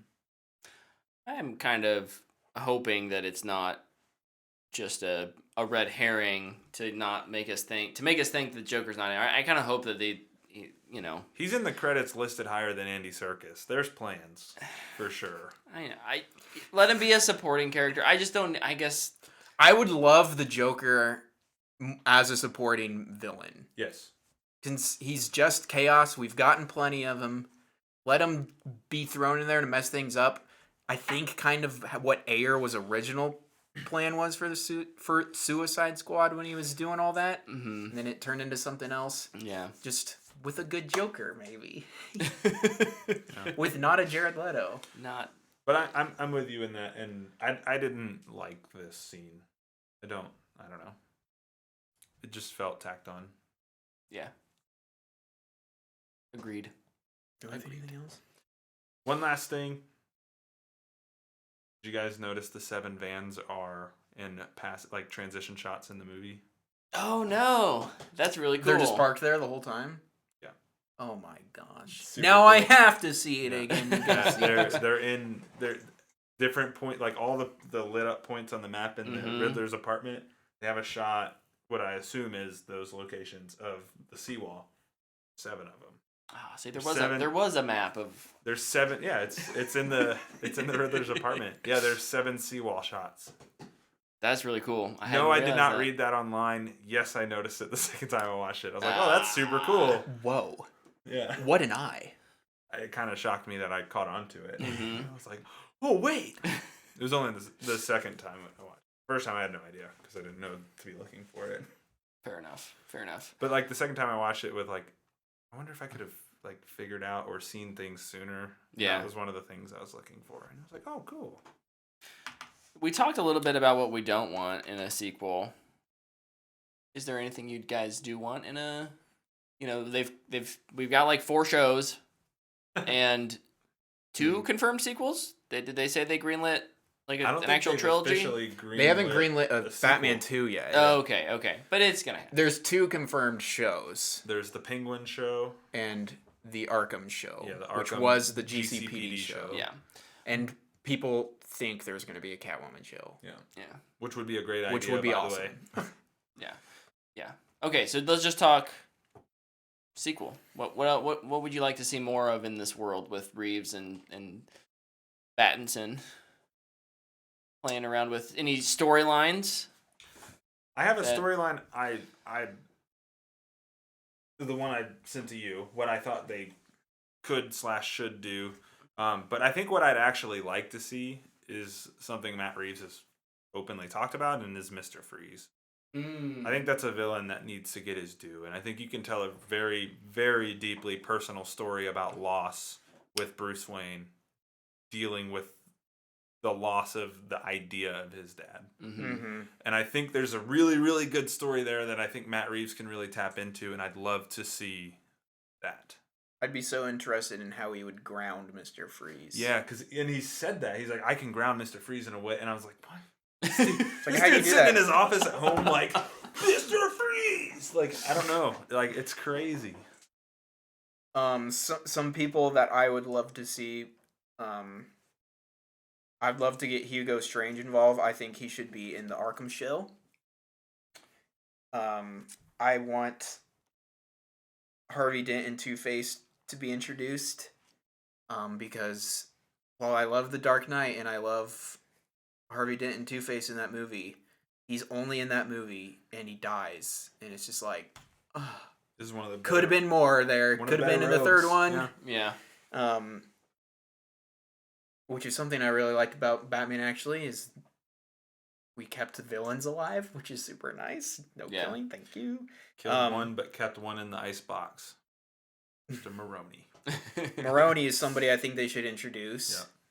Yeah. And I think Maroney should actually be a player for Court of Owls. I think Court of Owls, if you adapt a storyline, I don't know if you do it next, but you got to do it. Yeah. Eventually. 3 or 5. Depends how many movies they do. Yeah. It's got to be the capstone of your story.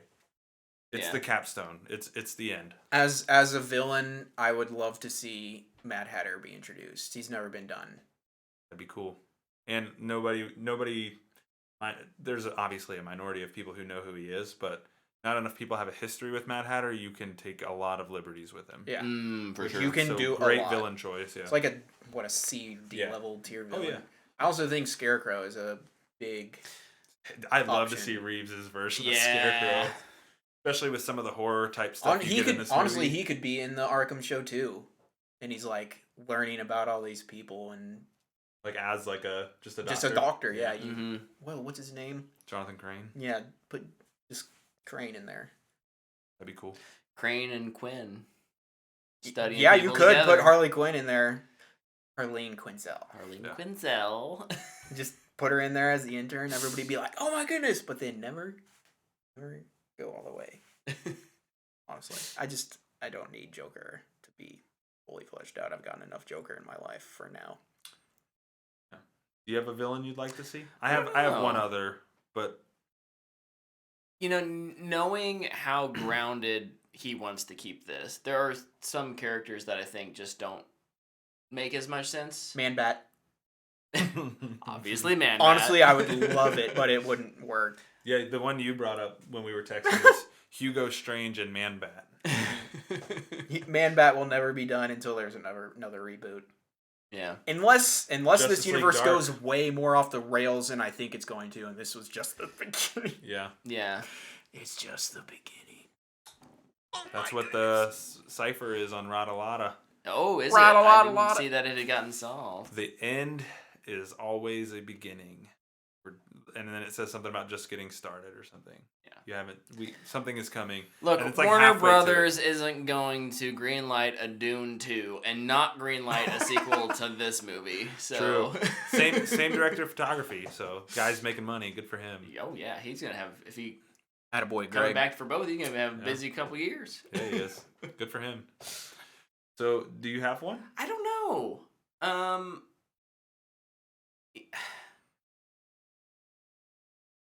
I think the one that I think of that I think would make the most sense in Reeves' universe is what you're gonna say.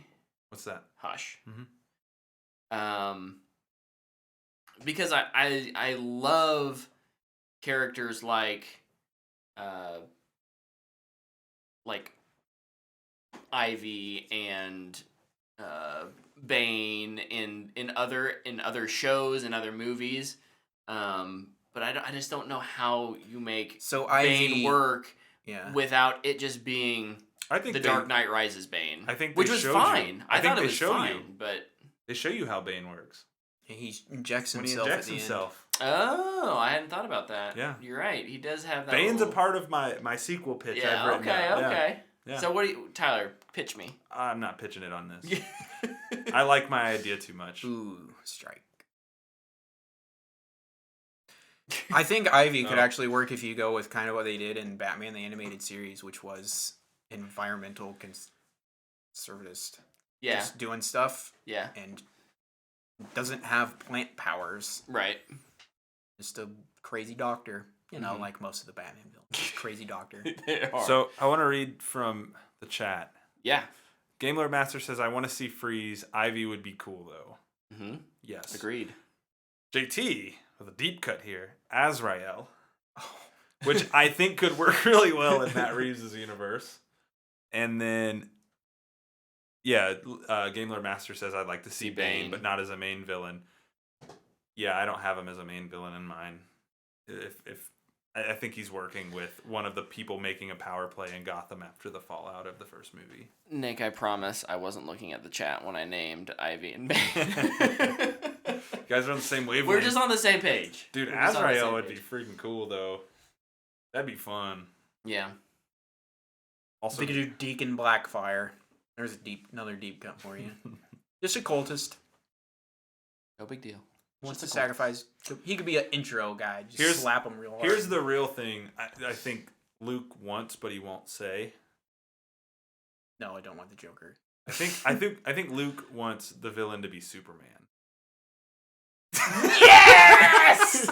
Why didn't I think of that? Yeah, I think Luke wants the villain to be Superman. Hopefully a brooding Superman that feels like he doesn't have a reason to live. He's a villain because he makes the sun shine in Gotham and Batman can't come outside. It's like, no, I can't hide in the daylight. So Batman will have to cross the bay. Hope starts with an H, stupid. Hunt him down in Metropolis. This is a great pitch for a crossover show. Batman vs Superman. That sounds like a good title. Yeah, that could work. The dawn of the League. Dawn of Vengeance. There you go. I think Lepke makes in all seriousness, to bring it back around, Lepke makes a great point in saying that powers would not seem to fit well in this universe. I agree. I think there's a way to make it work, but you really have to nerf things down quite a bit, or video game term, nerf it down. You have to make it believable. Yeah, you can't have Ivy be able just to grow pull plants up out of the ground, nowhere, and whatever freezes. Maybe the Big Bang happens and everybody gets their powers. Freeze having we get static shocks. Freeze's thing has to be scientific, right? Not. Yeah, it's not like a power-driven thing. Right. And yeah. Which I think you can, some of the gadgets in this, you could make a freeze gun or whatever you want to do. Believable. Well, if you have that serum, if some goon gets their hands on a leftover vial, Bane is smart enough, you can create a maybe someone who's gotten addicted to it, and he's not 10-foot tall Bane, but he is unhinged, crazy strong, can and take a lot of damage. Is he 5'4" Tom Hardy Bane? I know I'm in the minority. I like Tom Hardy's Bane. I do too. I just think it's hilarious that he's short. Maybe I'm not in the minority. Here's a weird idea for Bane. Not in terms of casting, and this is just first person I thought of out of left field. Yeah. The dude who plays Drago's son in Creed 2. Because he's huge. And, he was in Shang-Chi. He didn't have a ton of speaking. Is he the blade arm guy? Yeah. Yeah. Oh. Him. Me personally, I would cast a Latin person. Like Dave Bautista? I don't know. He could. I just know that Bane is from Latin America, so Bautista could play him. That could be interesting. I think he'd be a good choice. But I don't know. He wants to be Marcus Phoenix so bad. I don't think he's got time for that. Yeah, I don't know. That dude came to mind, though, when I think of this version of a Bane. Yeah, it's interesting. You nearly adapted the dog. I was born in it. Put him in a luchador mask and let him go. Molded by it. All right. Well, we all really enjoyed The Batman. It's a good one. It's, in fact, really freaking good. It is really good. And I think we would all recommend it. Mm-hmm. If you can go see it in theaters, if you can, hold your bladder for 3 hours. So the second time I saw it, I got popcorn and a drink. Mm-hmm. And I was like, I'm going to go to the bathroom either this scene or this scene. And I never did. Yeah. I just held it because I was like, I don't want to miss anything. We ate lunch there because we went straight from church. And I was in the same boat. I was like, man, I have to pee. And I think we were an hour and 10 minutes in. I was like, oh, I have to pee. I'll go at the scene I Lepke had texted me. He's like, when should I go to the bathroom if I need to go? And I said, right after the bomb collar scene. Probably your best chance if you hurry. And I got to that scene. I was like, all right, I'm going to go pee. And I never got up. I just held it the whole movie. And I'm like walking out. I'm like, I can't stand up straight. I have to pee so bad. But you do that penguin waddle to the bathroom. Yeah. Then I had to stand in line at the bathroom. Awful. Sorry. Man, I will say, talking about our reviewing and talking about it tonight has made me itch a little bit to go watch it a second time. It's so good. It is. I'll text you when I go tomorrow with my brother. Oh my gosh. I don't know if I'm actually going tomorrow. I don't have time during the week, Tyler. Yeah. Lepke says I asked Tyler when to leave. Did you leave at that time? Nick, did you go to the bathroom at that moment? Or did he hold it? Or did you end up holding it? That's the real question. Yeah. We're gonna skip Fanbox tonight because we're right at 2 hours. What? That doesn't surprise me. What a coward! We had a lot to talk about tonight, but we will definitely be doing some Fanbox questions next week. We got a whole another hour to match the runtime. And our pacing I am gonna fall asleep. Poor. Very poor pacing. Our pacing is a mess. Tyler, Nick did use the restroom at that point. Remember when we talked about our chairs for like 5 minutes randomly? Yeah. Thank you all for tuning in live here at Twitch. If you want to join the conversation next week, same time, same place. Monday nights at 8 p.m. Central Time, twitch.tv/whatthefanboy. Of course, you can always still catch the video on YouTube after the fact, or listen to the podcast version when it comes out. However you digest the What the Fanboy podcast or the What the Fanboy show, we appreciate you. Thank you guys for sticking with us through like 240 episodes.